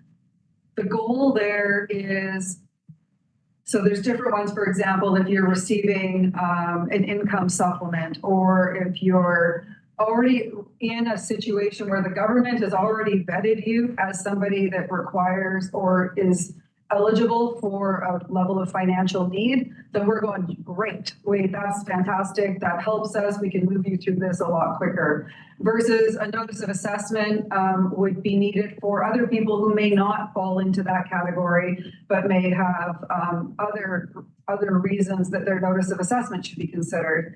And then there's another final option to say, if none of these apply to you because you're in a situation, and I could certainly give some examples of where this may exist from my own experience doing this work in other organizations, that if none of these situations apply, but you are in a situation where you believe you need some assistance, then a third-party agency would be able to also vet you. So let's say you have your notice of assessment says that you clearly don't meet the income threshold. You're not on some other form of government subsidy program, but you're in a situation where a relationship has divided and suddenly one of the two parties is in a situation of financial need, and that's going to exist for a period of time. A third party agency would say, yes, this person should be given this opportunity.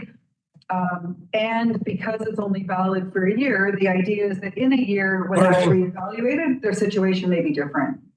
Oh, I Yev, just got to jump out of another meeting here. Yev, can you mute? Thank you. Did you get that, Director Popoff?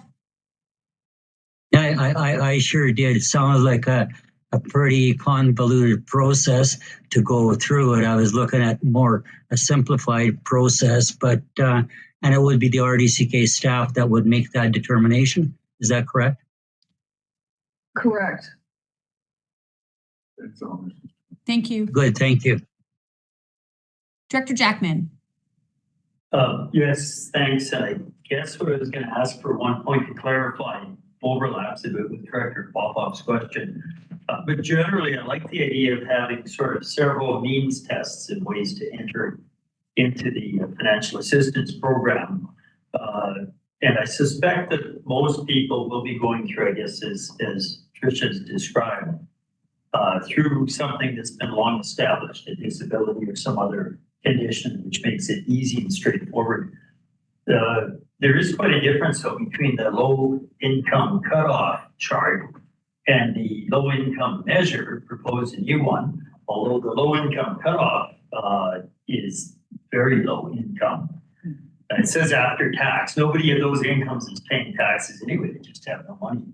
But just to clarify, previously under the old policy, what I understand, it was that low income cutoff. That was pretty well the only way we had to bring people into the program, which was highly restrictive, and as Director Popov pointed out, may take some time. People with low income aren't always on top of their taxes.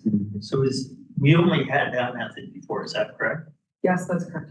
So this is necessary, I think, to expand it because it obviously would exclude people who may be out of frustration, just weren't going to go the extra mile and try and do that paperwork. If they didn't need to file taxes, didn't file taxes, they're just out of the run.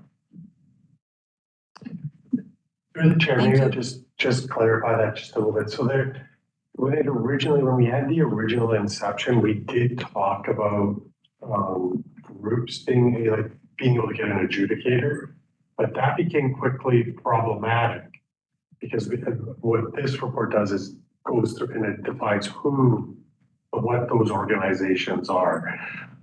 That was a piece that became problematic before, and it's much more clearly defined now. Thank you. Director Page. Yeah, I wanted to get some additional clarity around the ceilings, the 100 and 150, and where is that number being determined from? Is that going to create a necessary barrier for individuals who are trying to use the fitness facility for a year and are earning less than $5,000 a year? Yeah, through the chair, it's an excellent question. And when we did some analysis across the province to see what other people did, the best example we came to was in Richmond. And the $100 for adults seemed to be pretty common. For children, though, it was in Richmond was up to $300 and also provided a whole other host of benefits.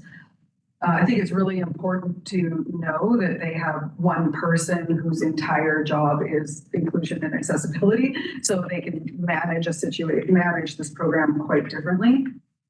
And when I threw these numbers past her, she's like, you try it, but be open to it needing to be changed. So if you imagine how the subsidy program works, and I know we've got Ian Briscoe, who's our business guy and community services on the call too. So if I call on him, Ian, this is your warning. So in the way this aims to work is that if you have a 75% subsidy for general admission, and in that colored chart appendix, I try to roll out some scenarios to show you what the level of frequency would be if you maximized that subsidy, say for a child.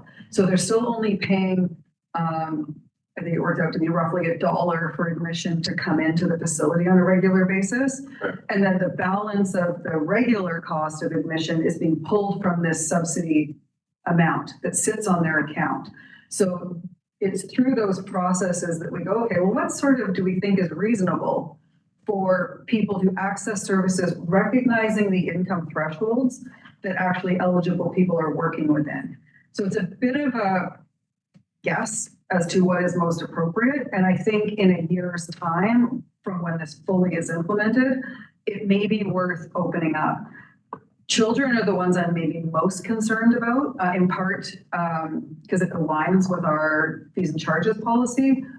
I would say there's a few people that are, currently buying a 6-month pass where they're having to pay that 6-month pass even at a subsidized rate up front, that the subsidy level for an adult won't allow them to do that same thing today if this was adopted. So there's those few people, and that's why I kind of showed some of that usage information to gauge who are we most trying to serve, which is, I would say, the people that are coming more infrequently.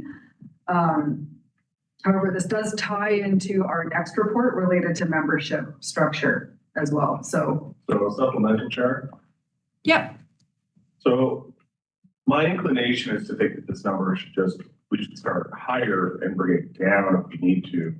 If we're dealing with individuals experiencing complex issues, family issues, having to, if I'm understanding correctly, having to maybe fill out paperwork 2 or 3 times throughout the year just to have like a pass.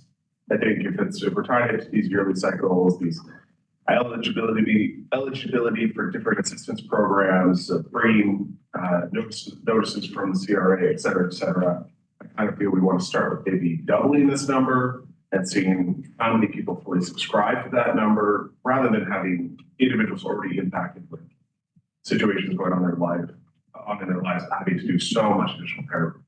I think it was raised at some point earlier when we talked about this, right? 5 is to get away from a place where you were just constantly filling out paperwork for $100 value. I think is burdensome for that population. Trisha, do you have a response or are we good? I think what I would share is I personally am open to whatever threshold makes most sense.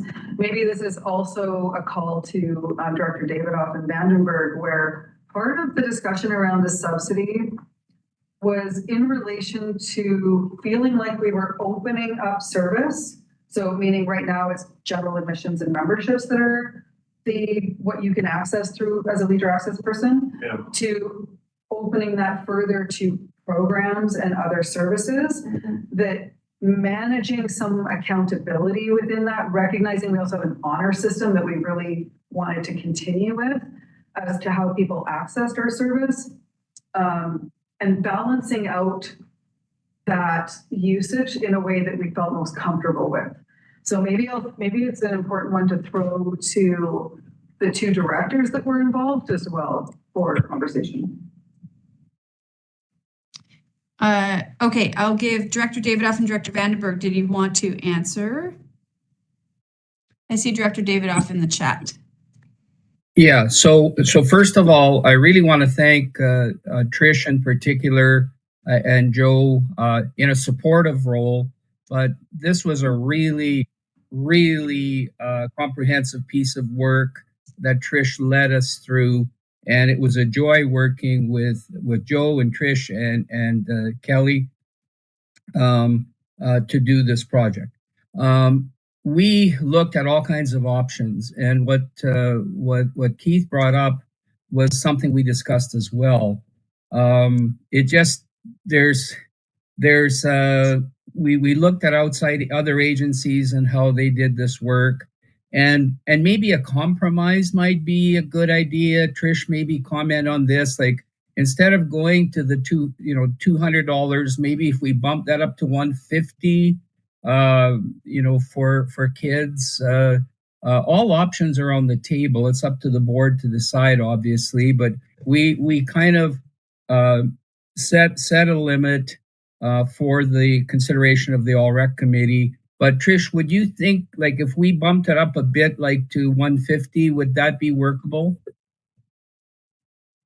Through the chair, I would say anything is workable. I think it's just what people philosophically are most comfortable with, because it's not, the subsidy isn't actual funding per se. It is funding if the people are, participating in services that they previously paid for.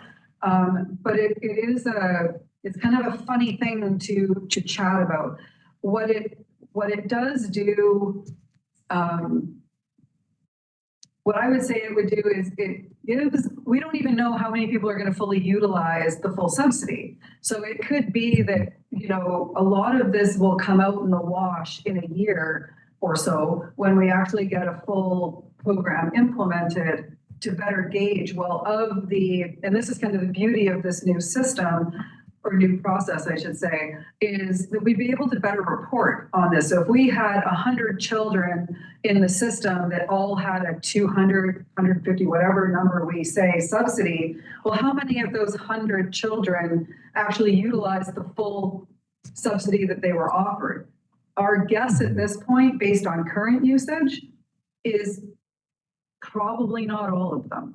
Definitely there will be some, but it does require that there's a level of disposable income at play. So we do believe that those families are having to make choices, because as Director Jackman said, these are low thresholds that if you're in these worlds of whether it's low income cutoff, limb, there's not a lot of extra money probably to play with, especially in this day and age, as we all know what's going on, with inflation. So I think we would be better able to answer some of those questions in a year.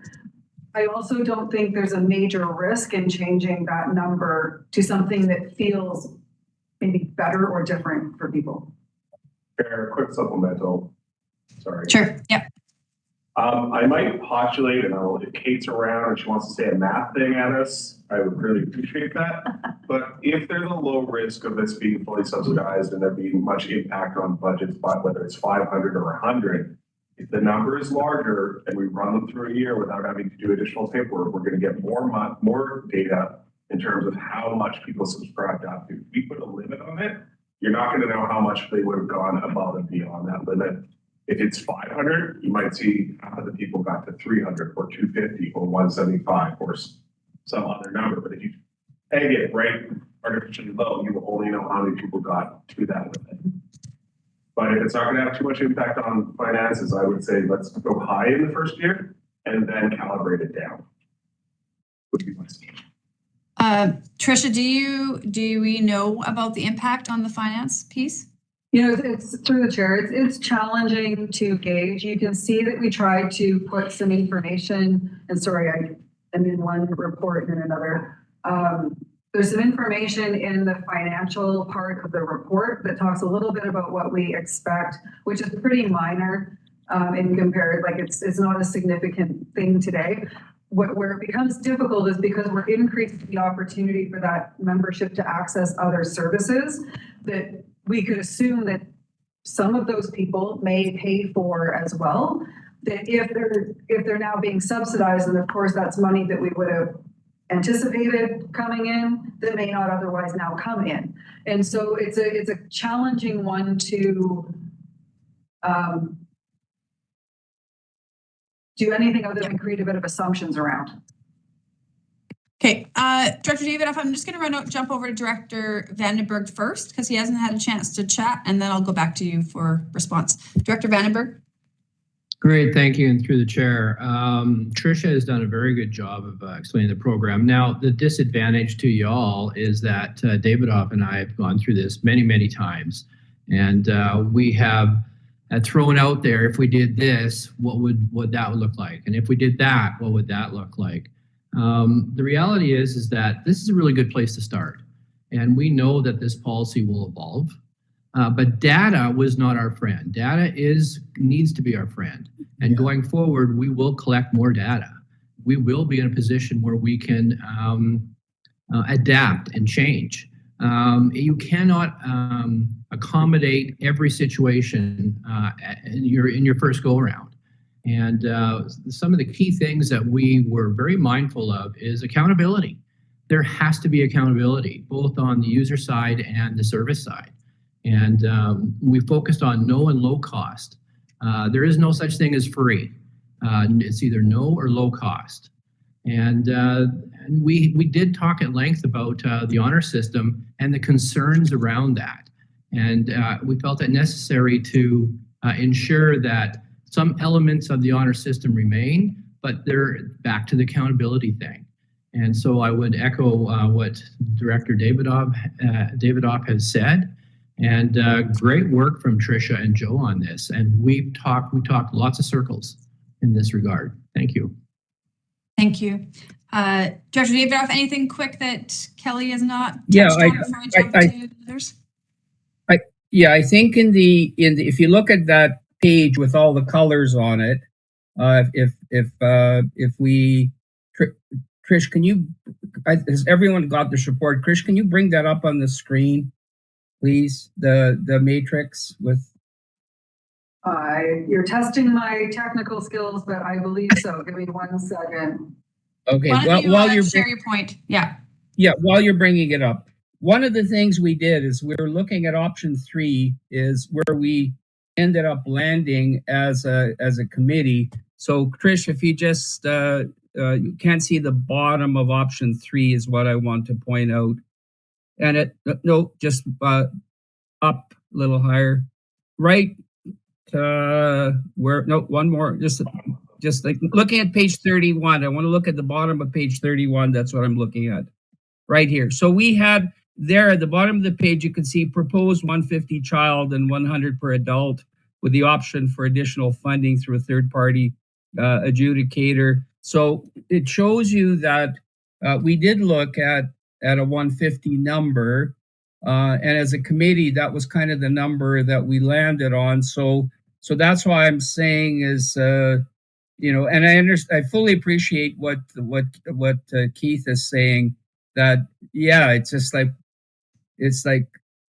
do you start high and then see how it works, or do you start really low and then see what the demand is? So I think I could live with 150. Kelly, are you okay with that? Like at 150, if we do this as directors recommending that? Yeah, I'm fine, but I don't want to get hung up on that initial number. Yeah. The policy in its whole is what we're talking about here. I don't want to get caught up in the numbers. Great.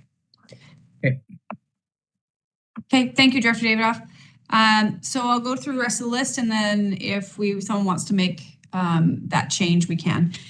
Director Main. Yeah, thank you. This is an amazing report. A lot of work obviously went into it, and I offer my thanks to the team that developed this. My question is on page 4, part 4, caregivers and support workers. The last sentence that states, within community services and the provision of recreation services, a caregiver does not include parents attending to the regular needs of their dependent children. And I'm curious how and why you the group came to that conclusion. And depending on the response to that, I may have a supplemental. Great. Tricia, do you have an answer for that? Yeah, for sure. Through the chair, great question. The goal of the caregiver support program is that the person that they're supporting is unable to enjoy the facility on their own, and therefore that person is directly required through some form of formal relationship for them to be able to come with that person in order to have that person be able to, say, use the pool or use the gym. The idea is that, and of course, then that caregiver is not paying a fee to come into the facility because they're simply not there to enjoy the facility with the person. They're there under a different type of relationship. Versus the idea behind the parent-child relationship is that there's joint enjoyment by coming, and therefore the parent and the child, depending on, of course, the age of the child, are both paying admission to come to the facility. Supplemental? Yep. I am aware through a number of different programs that parents often are excluded from certain supports that an external caregiver would have, and that this puts an additional both emotional and financial burden on parents who have dependent children with complex needs that are not so complex that they would require a highly trained outside caregiver, but that they still are unable to access these programs or recreational activities without an attendant of some sort. So I just want to, at this point, express concern that this does put an additional burden on parents and potentially excludes them from participating in their dependent child's physical and emotional and recreational development because they also might, it's the intersectionality of those needs that the family as a whole may be extremely disadvantaged financially. And if the parent could get in as the caregiver, it could make the difference between accessing a recreational program and not being able to access it because the external caregiver is working under other financial and supportive constraints. So I just want to express my concern about that based on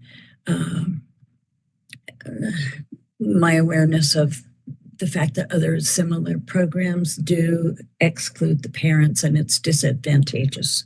Thank you. Noted. Thanks, Director May.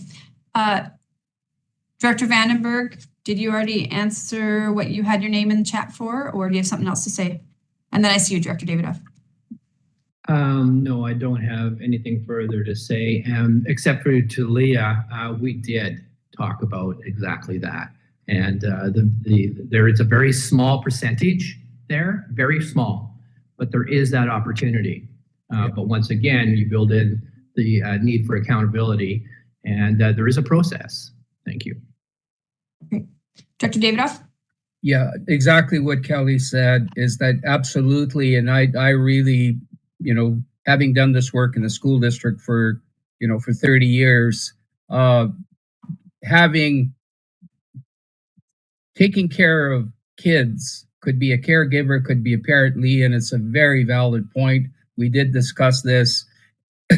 And the key thing is that we need to do whatever we can to support where we have a child who is dependent on their parents for care provision, because those parents have so much on their plate to deal with, looking after those kids. And in essence, they need some respite and maybe coming to one of our facilities and being there supporting their child, like while they're having a swim or skate or whatever they're doing. And yes, we are very well aware of that, and it is really important, and it is something that maybe we didn't make it clear enough in the report. But Trish, I think there are processes by which we could make that happen. Is that correct? Through the chair. Sorry. I am sorry. My apologies. I had muted my computer by accident.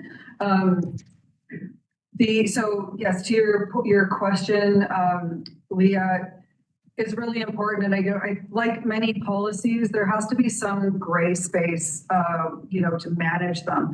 And so if there's a family that has a unique situation that this policy doesn't directly speak to, we need the opportunity to be able to adjust our process or help that family out within the guidance of what the policy aims to achieve. So I fully hear you. Speaking from a personal experience, I had a sister with developmental disabilities. My family was fortunate to not be in a situation where finding financial supports was a requirement, but certainly she was somebody that was not able to use a venue on her own, but we wouldn't have qualified in many other ways, yet my parents certainly would have probably liked that opportunity if it was there, but they never felt the need to. But if there were other families in a situation that, we needed to deal with, then we would look at that. Great. Thank you. So that's our list. I'm just going to jump back to Director Page. Did you want to make that change in there to bump it up to 150? It sounds like that's what they're comfortable doing right now, and then seeing where we land. Well, I do have a motion, and I would put it forward at this time. I'm sorry to staff, but I might be decided I clean up the language in the report a little bit. So that Commission recommends the Community Services Access and Inclusion Policy Framework to the RDCK Board for approval. And further, that the participants be exempt from the funding ceiling for the 2024-2025 year. So no ceiling at all is what you're proposing for I'm noting in the report the previous options and the current status quo has been no ceiling. So we're trying Teresa, great. Teresa, did you get that motion? Can you send that to me? Most of it. Yeah, and can that be posted in chat, Chair, so that we could actually see it then? approval. All participants. I will try and capture Through the chair, the most important part of that motion is that the policy is, the language in the policy is good. It's the removal of the Ceiling cap. the removal of the cap for 1 year. 2025 year. Yeah. And so I would assume, so just the 2024, 2025, that would mean a September to August 31st cycle.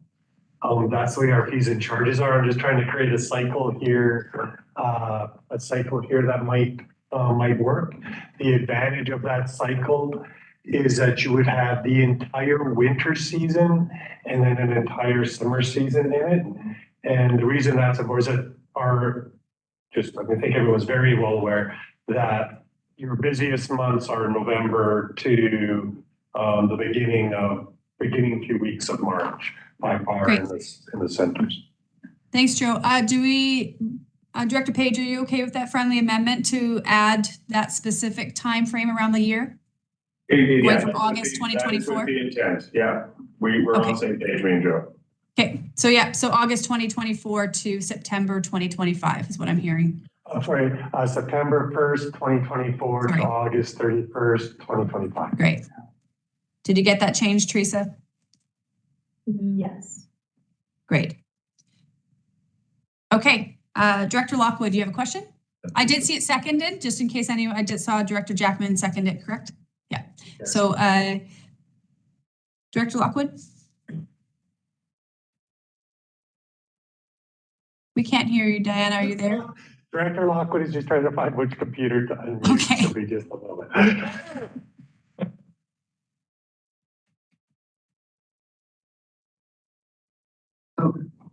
Okay, I'm gonna jump over to Director Jackman and you see if you can figure it out, okay? Director Jackman. Yeah, thank you. So, we don't need a start and end date for this no cap. Because this policy could be enforced in 3 weeks. Then the cap would apply from now till September. So all we want to say is that the subsidy ceiling would not be enforced until October 2025. That's a friendly amendment. Yeah, that's thank you. Sure. You got that, Teresa? We change it for a third time? That'd be that all participants be exempt from the funding ceiling until August 1st of 2025. October. Oh, I'm sorry. Sorry, August 31st. August 31st. Yeah, of 2025 would work better. August 31st. Right. And Diana's question is, I'd like to know how this will affect budgets that have been set so far. Will this have any impact on budgets, Tricia or Joe? Do you know? Through the chair, I would say that the best answer to that would be that it's unknown. But what we were trying, those subsidy rates that were in there before, I think that was actually one of the considerations for why the limit was there. But the biggest change to the budget would be this part, would be the program piece, because the biggest change to how you get it adjudicated or how you can act into the system, those are all big changes. But the piece that is a direct impact on the budget is that inclusion of programming. So that is the piece that's fundamentally different. So for example, as we said, the admission piece was already unlimited. The programming piece is what actually drove that discussion. Because what when we were looking at those limits, it was the thought that might be equivalent of close to 3 swim lessons in a lesson sets in a year. So that is the piece that is unknown. Just to be clear. Great. So it sounds like minimally. Yeah, go for it. Sorry, thank you. I just that was the reason. Thank you for putting that question forward for me. That was the reason I was asking, is because we had two people go through these entire scenarios, and my concern is that we don't try this to find out. We can always take that data to find out how many this affects. We can put out that communication. Does this affect you? So I would be voting against this motion. Thanks, Diana. Trisha, did you have a response? I see your hand up. Yeah, thank you. Through the chair, I just wanted to just clarify, and maybe this is just for my own peace of mind, so my apologies, but the system itself doesn't allow us to have an unlimited subsidy. So we would, as staff, be assigning an arbitrary subsidy to an eligible applicant, and then extending it if the subsidy was fully utilized. Just for clarity, so it's more just so that we're aware on the back end how we have to manage it in order to ultimately provide the reporting that we really want to see come out of this program. Thanks, Trisha. Councillor Eaton. Through the chair, can I ask that whatever you guys vote on, that maybe quarterly it comes back to the rec commissions, just so we were knowing how many people are subscribing to this, because our budgets are tight. I didn't get everything that Joe had said there, but in Castlegar in a few months, 35 more people than last year registered for this, right? So that is some revenue that we're not going to get. So if we could do that, that would be great. Thank you. Captured, I think, by Trisha. I saw her nodding, so good. Director Vandenberg? Yes, thank you. And through the chair, I guess I'm a little bit concerned with the ceiling. The key here is data, more data. We need to, and we are set up to observe and see what the data is going to do. An unlimited ceiling, I don't believe is necessary. The policy as it stands is well written and takes in account. And then as we get more data, we can make changes on their own. I'll go back to comments that Director David had suggested while we were in the meetings, and that he, through his connection with his local, he subsidizes further on his choice those programs that he felt may be underserved. So as a director, he has the ability to do that. I appreciate the question from Diana on how it affects our budget. We don't know. And so therefore we should be a little bit cautious here. Let's let the policy engage and do its work so we can collect the data and see how those results are before we just knee jerk to an unlimited ceiling. Great, thank you. Okay, we have 3 more things on our agenda, so I'll go back to you for the last comment. Director Davidoff, please make it quick. Yeah, Kelly spoke well. Yes, I've been subsidizing, I've been providing grants and passes to the Castlegar District Community Services Society for years at their request. And basically it may have skewed the numbers with the number of people in the Leisure Access Program in Castlegar, because I was subsidizing some of that. But the key thing is, I also have, we talked about accountability, and we also wanted to be accountable to the board with our recommendations, and have start off somewhere that we thought was workable. We are making some pretty profound changes, but we still don't know the full impact, even with the limits that we set.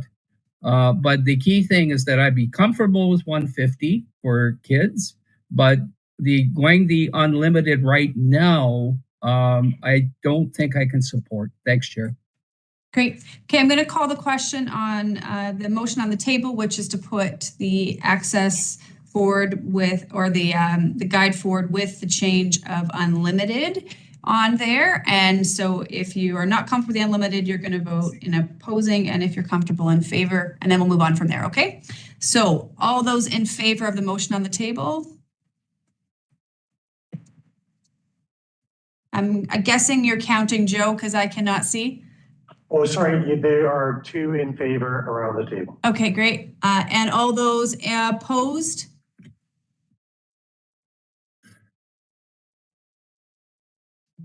Have you got that? Are you good?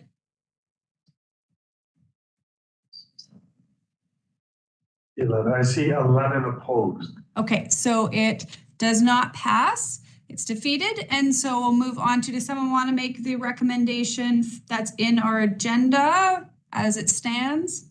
Sure. Lockwood, so moved. Oh, I saw a mover and I guess that's seconder. Yes. Director Great. Jackson. Yeah. Okay, I think we've discussed most of it, but any last comments on it? Great, okay, all those in favor?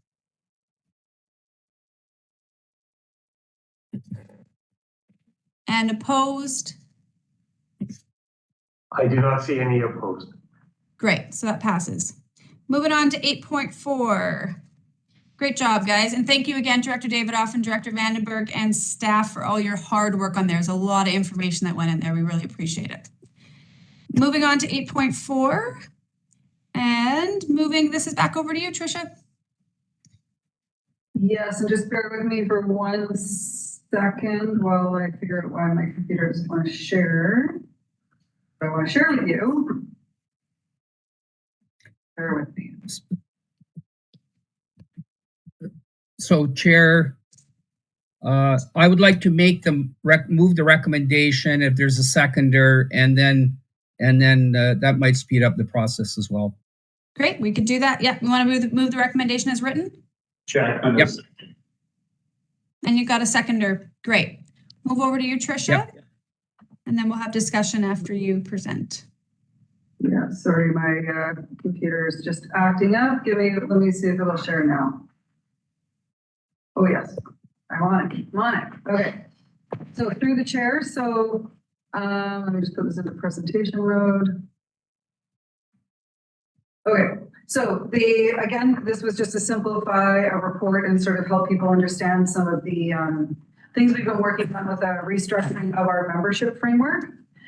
I won't go over the objectives, they're pretty straightforward. So again, why is this important? So one is to improve our inclusion and accessibility to services. We want to reduce many of the customer service and administrative challenges that we have with the current way memberships are offered.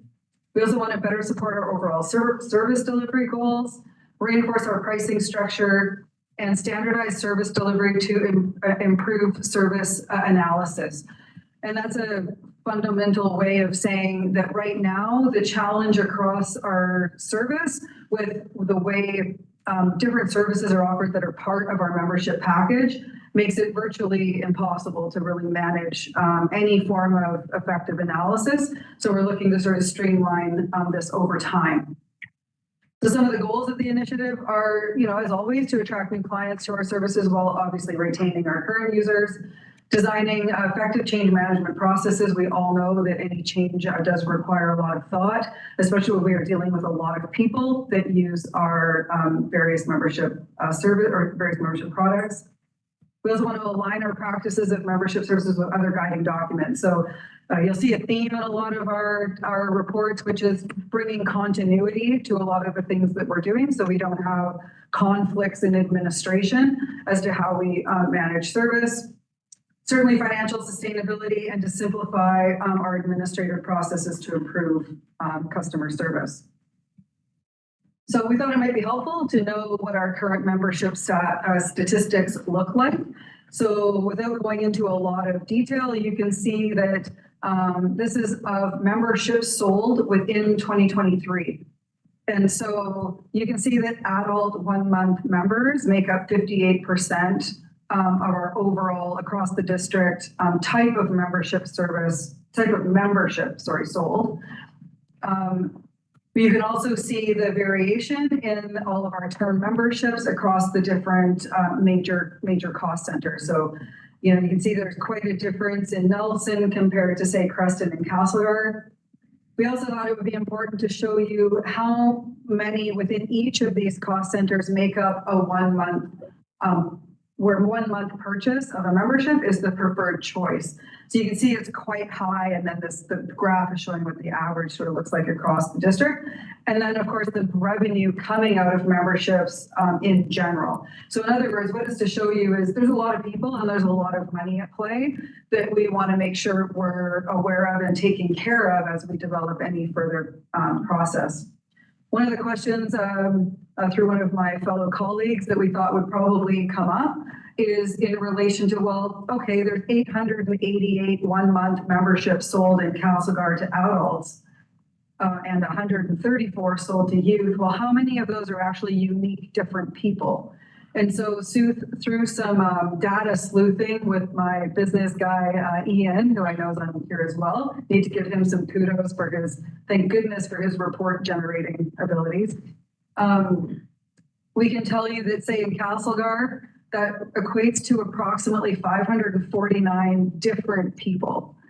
And Nelson, you know, if we're just looking at 1-month memberships again, it's approximately 1,687 different people.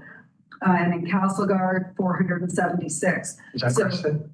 Oh, sorry, Creston was my apologies, I didn't understand my own acronyms.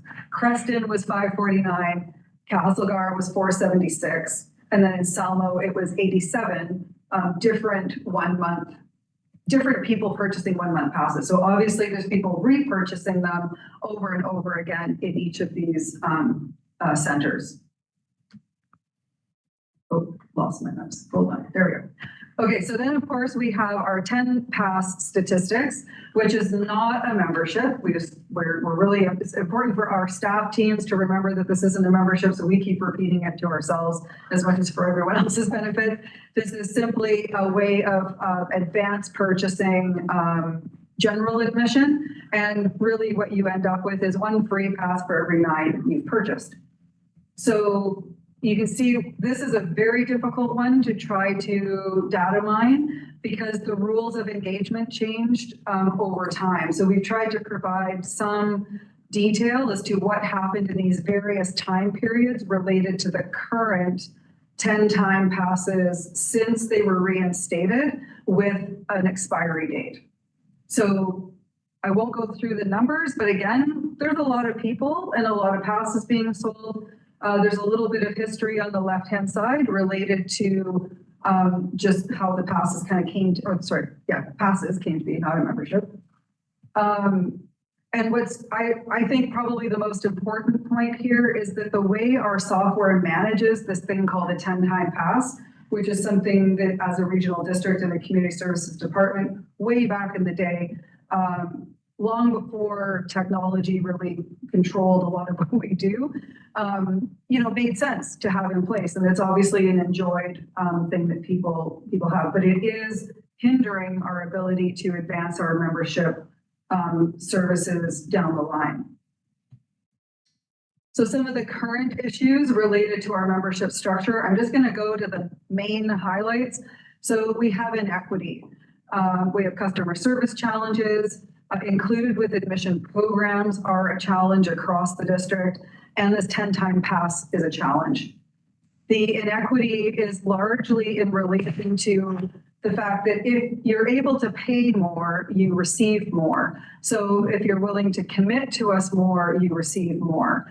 And of course, there's an inequity issue there when there's privileges given to people who are able to pay more simply because of the type of way they're paying. And so that has become a major focal point for us. We obviously know that inclusion and accessibility is a big topic of conversation these days. These other things related to that are within our membership structure all kind of filter out, but inequity and the 10-time pass are the two that we aim to focus on today.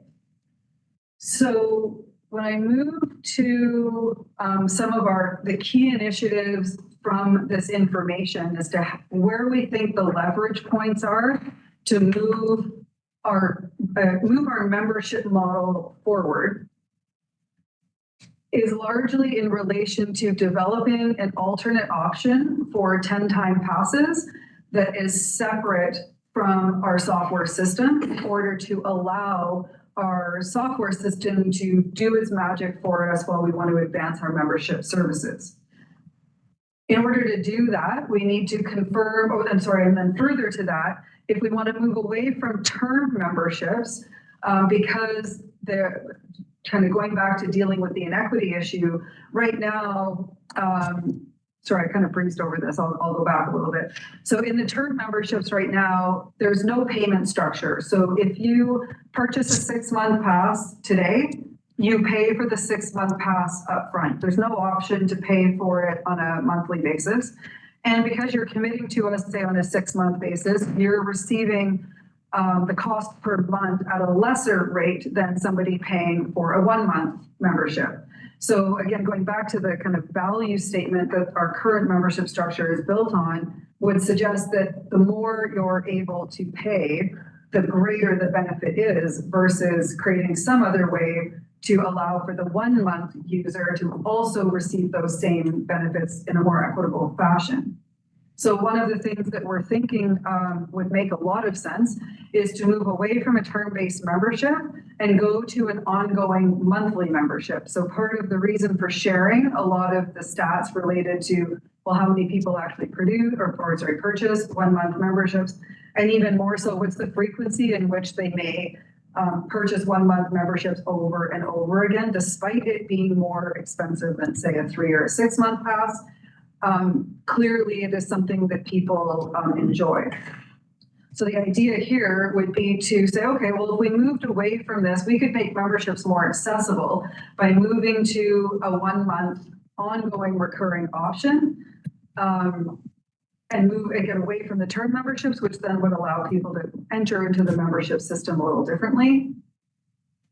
Some of the things in order to do that would require us to confirm some details related to our finance department. We need to manage relations to, there's always a huge communication piece that we need to deal with. There'd be a whole phased approach developing a change management process to try to undertake this change, along with looking at an alternate plan for the 10-time passes. And all of this, we're saying, even if we said yes to this today, those 2 initiatives to try to move the system forward, we're thinking will take us a solid year to 18 months at minimum. And you can see we've highlighted some of the other stakeholders, because this does go well outside of community services, which is why we also think it will take time. But of course, we also have memberships in the system that we need to phase in something new as we phase out something old. After that, the next steps would be to really look into how and why we have certain benefits associated with our current memberships, and which ones we think should be maintained, restructured, could be any number of things. But again, over the course of this first year to 18 months, data collection becomes extremely important to help us better understand what the next processes might be. But we can't get there without actually starting to shift the 2 initiatives noted in our step 1 phase. So I feel like I've skimmed over a lot of maybe questions that people are going to have. So my apologies, but maybe I'll throw it open for questions from here, because I can see some in the chat. No problem. Thank you. I've got Director Lockwood. My question is, are there these 10 passes for fitness center and pool, or individual sites in Selmo? So the way 10 Punch Pass is set up right now is that it's facility specific. So if you buy a 10 Punch Pass in Nelson, you are going to Nelson. The idea would be that we would move away from 10 Punch Passes altogether and come up with a different option, which would then allow people to potentially gain credit towards something that would gain them still a free admission to a venue of their choice. So the idea here, just to be clear on what we're meaning about moving away from the 10-time pass, would be to go more to a loyalty program, which would be something totally separate from the system. Before the All-Rep Committee started today, we were talking about coffee cards and putting onus on people to collect their 9 purchases, and on their 10th, they could redeem that for a free admission. We know that the 10-time pass is very much an appreciated piece. We also know that there's things that the loyalty card don't totally solve either. People enjoy not having to worry about bringing their debit card or credit card or cash with them to a venue.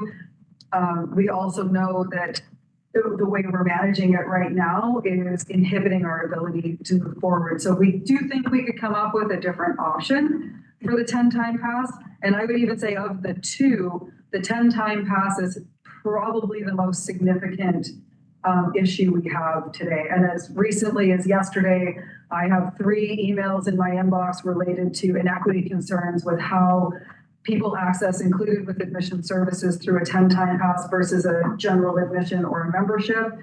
And it's a significant concern.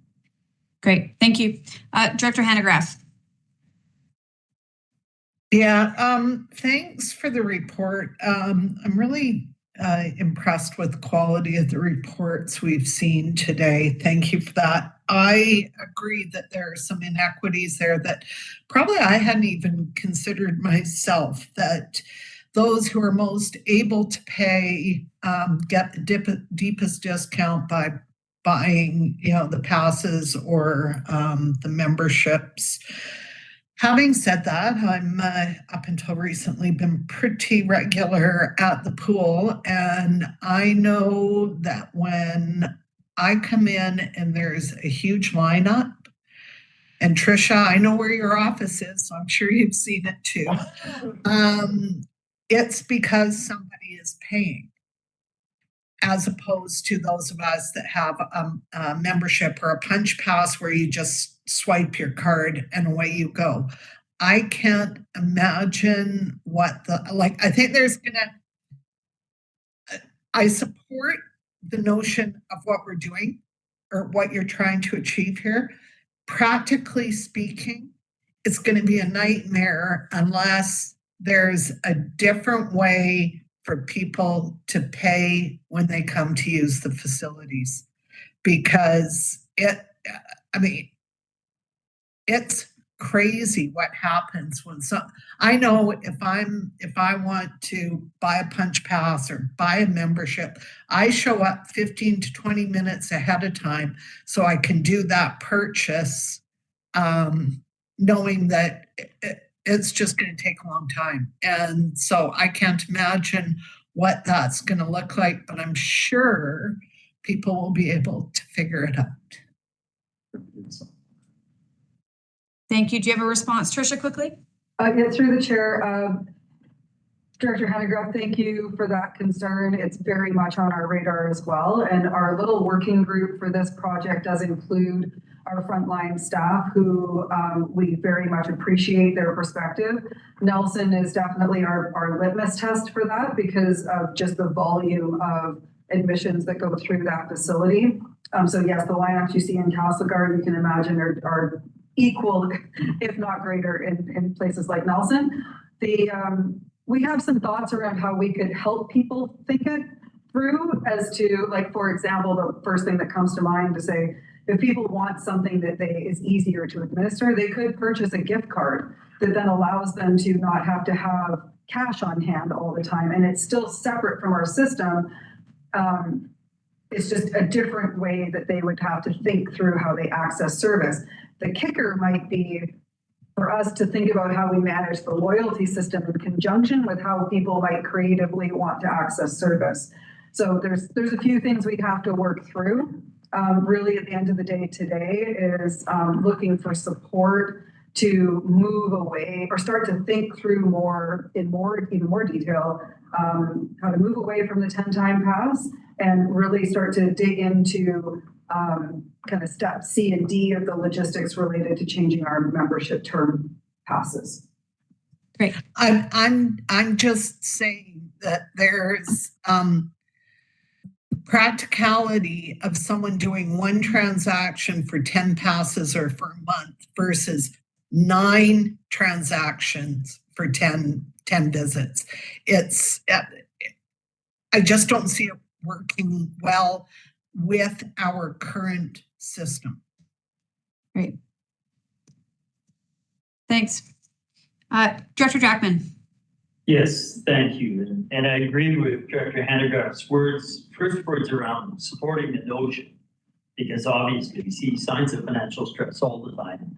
Stats on credit card debt, which is really telling us that people are paying as and when they can. They can't draw up the hundreds of dollars in advance. They are working paycheck to paycheck. So long as the focus maybe ends up on some kind of monthly pass or monthly renewal, and the ease of renewal is then going to be the key to success, I would fully support this. I would be remiss, because some people have worked with me for many years. My really quick bad humor, this is a bit of an historical change. And recreational memorabilia has always been important to us. Currently, we're kind of hockey heavy, but I think we should obtain Yev's old, not fully utilized 10-punch card pass and get it into one of our display cabinets as part of memorabilia as we shift from the old non-computer based system to this modern world. So I'll go over to Yev's office if you want to get that all after this meeting. Thanks, Director Jackman. Councillor Hayden. Sorry, I couldn't find my button. Thank you, Trish, for that. I totally appreciate that report, and I encourage a change. We need to get into the 2024, 21st century here. I would just like to see a lot more options for people to be able to pay. And I think with what you're talking about, there needs to be a change on the computer system as well, for some of that analytics that we are missing about who's using and where they're coming, their ages and all of that. So if that could be worked in there as well. And whatever you guys agree with at the table, I always think about the staff, and I agree with Director Pendergraft about it's a complicated system right now, and sometimes there's massive lineups there. So it has to be, easy for the staff as well. Great. So more of a comment, not a question. Thank you. Okay, I don't see anyone else, so we're going to jump to the motions already on the table. And so I will call the question on the motion. All those in favor? And any opposed? I'm not seeing any. I don't know if you are, Joe. No, there were no opposed. Okay, moving on to 8.5. I do know if you have to take off right at noon, so we'll try and get through 8.5 here quickly and hopefully 8.6. So through the chair, I don't have a beautiful PowerPoint. I'm feeling a little sheepish, but I just want to. So the fees and charges structure we've gone over a number of times. So but there is, I want to concentrate on a couple of points for all rec. Number one, the first change is the moving of when we collect the data for determining the fees and charges. So what we have used consistently now for a number of years is the annual average BC CPI index. So the annual average is the recommended source by BC Stats they use for indexing purposes. So in previous years, we have used the March calculation. I am proposing that we change to the February calculation. If that's not agreed to, then we can just stop and we don't need to do the rest of the report because it will change. The reason for that is that unfortunately the way BC Stats work is that information comes out mid-month the next month. So it would come out in April. There was logic to using March. We've explained that in the past that it was at the end of a complete cycle in terms of when what we call our traditional year. Although our fiscal year is January 1st to December 31st, really our operational year really more mimics the winter season. But saying that, that caused issues. And in particular, it is issues when it comes to groups that are renting, not so much with our admission-based services, but with our rental-based services, in that we were often communicating with our organization saying, this is what's going to be proposed, but it's not approved. And the reason for that was that delay. So keeping to our all rec schedule, it would mean that we would present, because that was in April, we would then present this report in June. That June report then is approved in July. And so you could imagine there's actually, as staff, we can't actually begin implementing until the board is actually approved.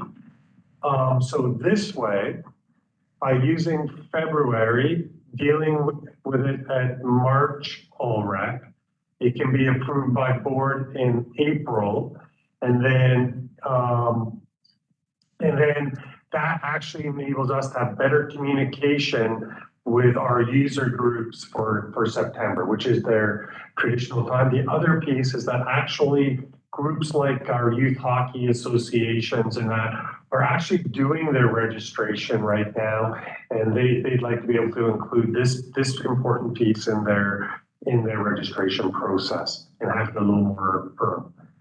So that's the reason for that change. There's no recommendation for that. If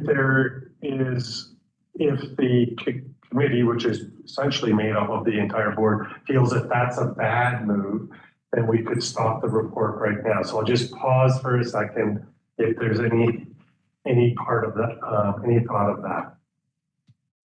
Does anyone have any opposition to that change? I'm not seeing anyone type their name in the chat, so I think we are good. Great, thank you. So that is the primary piece. So that number for this year is 3.9%. So I just want to go through quickly how that impacts. So 3.9% right now would be added to all of our admission fees and then all the calculations that follow from that. So that's what you see in the admission charts in the report. That also falls out for all of our previous fees, whether it be for swimming pool rentals or all of the commercial rate rentals. Those were all changed. So they all were already brought to our policy framework. So all of those things that are already at the policy levels, it's just the straight 3.9. And what I will now talk is about where that is different.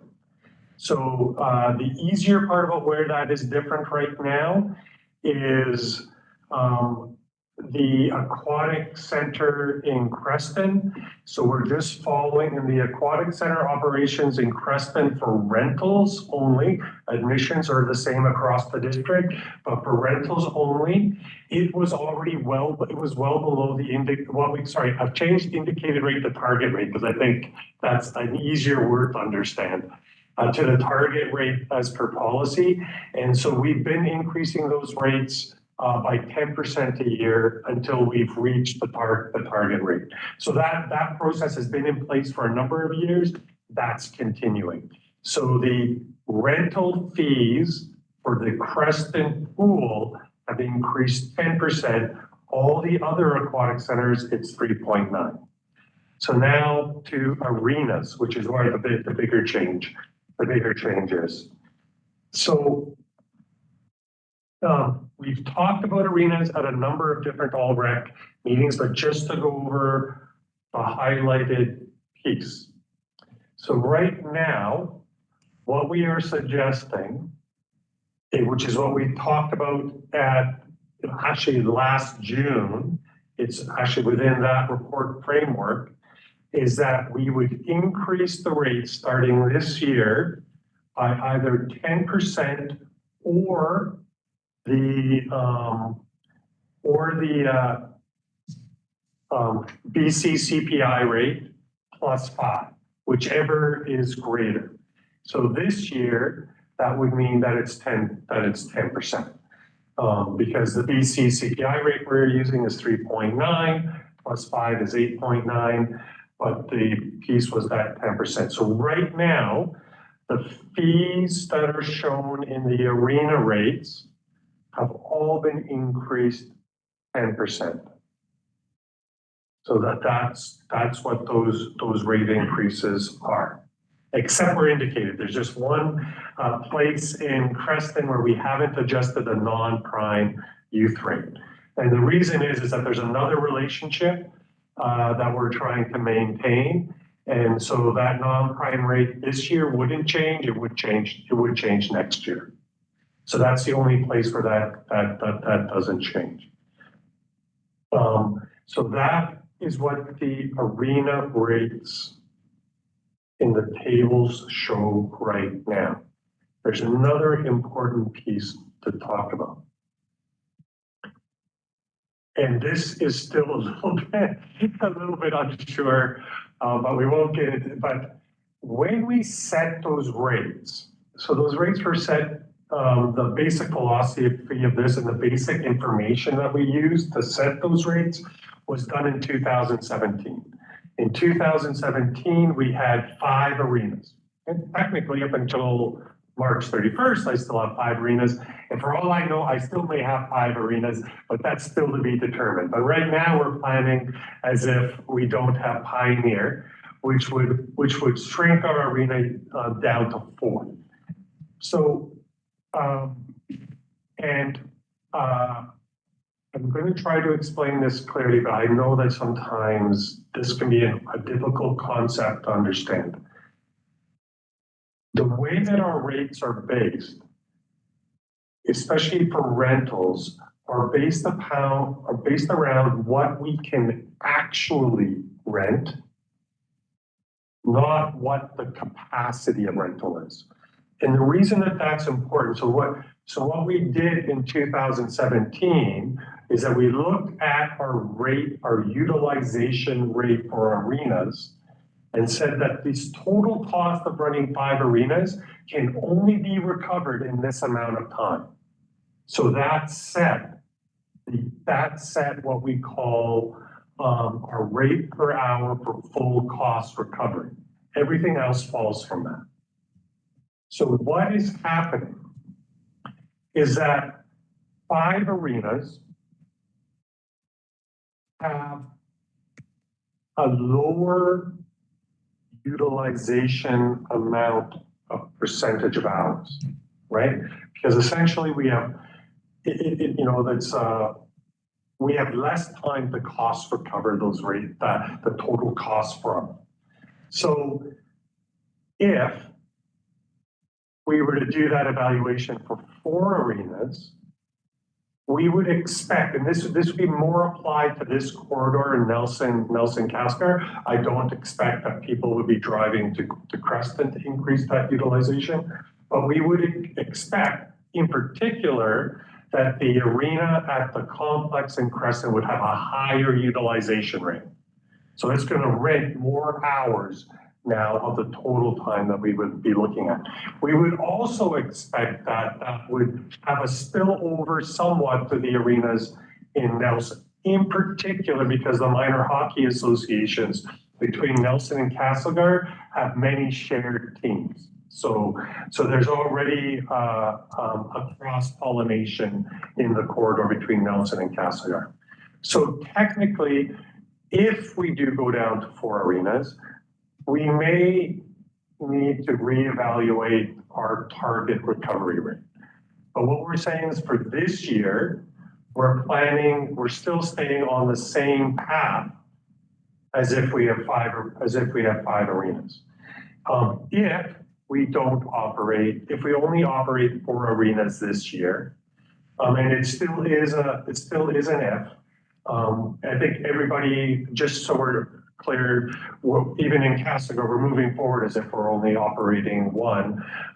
But there is a possibility that there's still a small possibility that Pioneer may operate this year.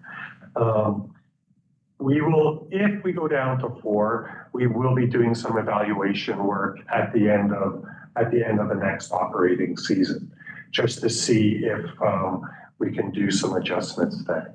I'm just going to stop there and see if there's any questions for that. And I do apologize. I know that one thing that I've heard, especially from directors that maybe don't have arena operations that the regional district is running, is that sometimes these pieces feel a little distant. Please stay engaged, because in the end, these are the board's rates. And in the end, just to know that all of these arena, like whether it be an arena or a pool service or that, is that there is actually usage from across the regional district into these spaces. And so please don't hesitate to ask questions. Okay. Thanks, Joe. I have 2 people on the list. I'm not sure if they're for the whole report or if they're around this piece, so we'll go to them. Director Graham. Thank you. So through the chair to Joe, and this is kind of a general question on these arena rates. I'm wondering how our arena rates are comparing to arenas like outside of our region. And the reason I'm asking this is because I've been told by some members of the public that we are like significantly lower. So I'm just wondering if that's true. You know, here's through the chair, what I would say is, depending upon what your point of view is, you can always find a rate that's higher and you can always find a rate that is lower. So in particular though, yes, I would say that as you move away from especially some of the bigger centers, like especially from the Lower Mainland, you will find that our rates are lower. That is true, but it really does depend upon what the philosophy. If an arena is a local government arena, it often is depending upon the size of that tax base, who is providing the taxation to that tax base. All of those things have played into arena rates across the province. So for example, I know this is a roundabout, so yes, we tend to be lower, I would say, than many different places. Joe, that's probably good enough for an answer. We've got to keep it going here. We don't have much time. We're losing some directors. So I think that answers Director Graham. Yeah, supplemental, yes, sorry, Maria, really quickly. I brought this up last year and I'm going to bring it up again, but these rates that are in pennies, people generally don't work in pennies anymore. And I'm just wondering, I brought it up last year. Can we round these like up, like, 9602, like 52401? Like, do we need to have these pennies? Like, does this make sense? Thank you. Yeah, no problem. Yeah, through the chair, the pennies really aren't too much of a problem because the software does the rounding at the total amounts. So like already, because we don't have pennies, there's actually built-in calculations into the software that round them. But in order to maintain the integrity of the way we do it, rounding can actually throw things off pretty quickly. Okay. Great. Director Jackman? Yeah, thank you. I mean, there's a number of options for arena rates in front of us. And without moving it per se, I'm just going to say my preference at the moment is to stick with a CPI plus 5%. Reason is we get a lot of pushback, not so much. I mean, there's a spectrum between the Skate Canada type programs, kids hockey, junior hockey. We get a lot of pushback in the middle about affordability. What would help me though, through the chair to staff to understand what I have observed last winter, say the minor hockey or the kids, we had a lot more boys and girls signing up. In fact, to the point that in many age groups, say Preston, instead of having 2 teams, they had 3. Do we have access to their numbers? Have the revenues of those groups gone up substantially last year? And based on that, do you expect as much pushback around arena rental rates as we've had in the past? Through the chair, we get those numbers through our allocation process, which we're just entering into. Craig, I think we'll begin that process in April So probably starting to try and send out letters to gather that information. So we get it then. But I don't have it right for last year right now in front of us. So supplemental, if I might, Chair, maybe not knowing that, whether there's more money in or not, for these little children's groups, I would move the staff recommendation with the arena rates being set around CPI plus 5%. Great. Do you have a seconder for that recommendation? Second. Great. Excellent. Any discussion around the recommendation? I will make one comment. Yep. I support the recommendation between the plus 5% or not. I did want to convey to the commission, the committee members, stuff that I've been hearing in Nelson from the hockey crowd, and it is that the rates comparatively are low and that they are willing to pay more.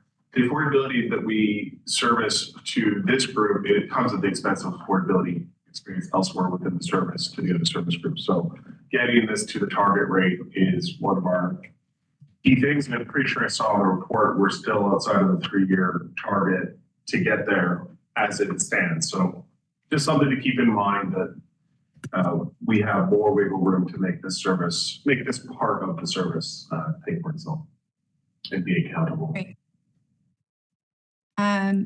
Procedurally, Joe, just because I know we're missing a couple people today and I've got 4 that have left. Do we still have quorum? Yes, we would still have quorum. Okay, so let's try and get this recommendation through. So your recommendation right now on the table is Director Jackman's at the CPI, which is at 5%.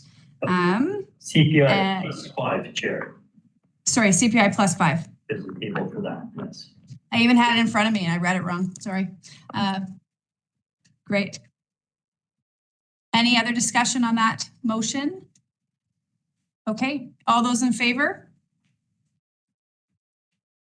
And any opposed? Are we good? And that covers all you needed for that report for the arena side. Joe? Correct. So if the rest of the report is fine, what you'll see at board are all of those tables in a great big long recommendation, but the arena rates that I had increased in those tables by 10%, I will be adjusting that to be increased by 8.9. Great. So I understand the recommendation. Thank you. Great. Excellent. Does anyone have any questions on the rest of the report for Joe? I think that was the only one we had a motion on in the report, but any questions on anything else that's in there? I'm not seeing any. So Joe, we're at 12:20 and we have had 4 directors, I believe, have to leave. Is there a way to move 8.6 to next meeting, or is it something that is pertinent we have to deal with right now? Through the chair, you can move, by all means, we could move that and we would just update the report in June. I would really appreciate though that everybody take the time to read it. And by all means, around the commission tables, if there's anything from it, Craig and I and Tricia will be there to answer. Excellent, thank you. So on that, there's no motion on it. So if you have any questions on it, just contact staff individually. And if not, I'll take a motion to move 8.6 to our June meeting for discussion. So moved, Jackman. Second, Keith Page. Great. All those in favor? Excellent. So on that, we're moving into public time. I believe that there was one public. I don't know if they're still on. Yeah, they are. So at this time, we'll open it up to the public for questions that ideally have to do with what's on our agenda today. And please make sure they're respectful. So if you are on the public and you'd like to speak, you can unmute now.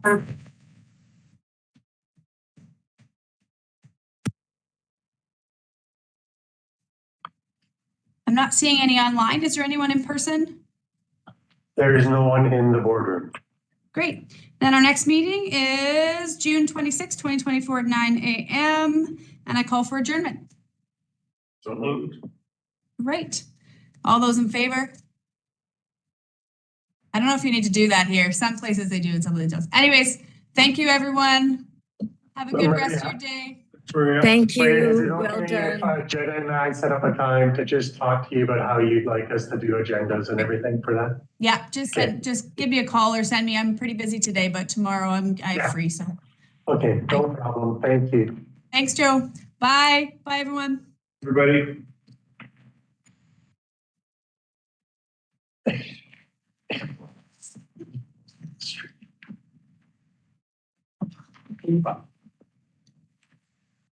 Yeah, like you're doing the thing too, where like signals go to that machine, Yeah. but you're like naturally leaning further and further away.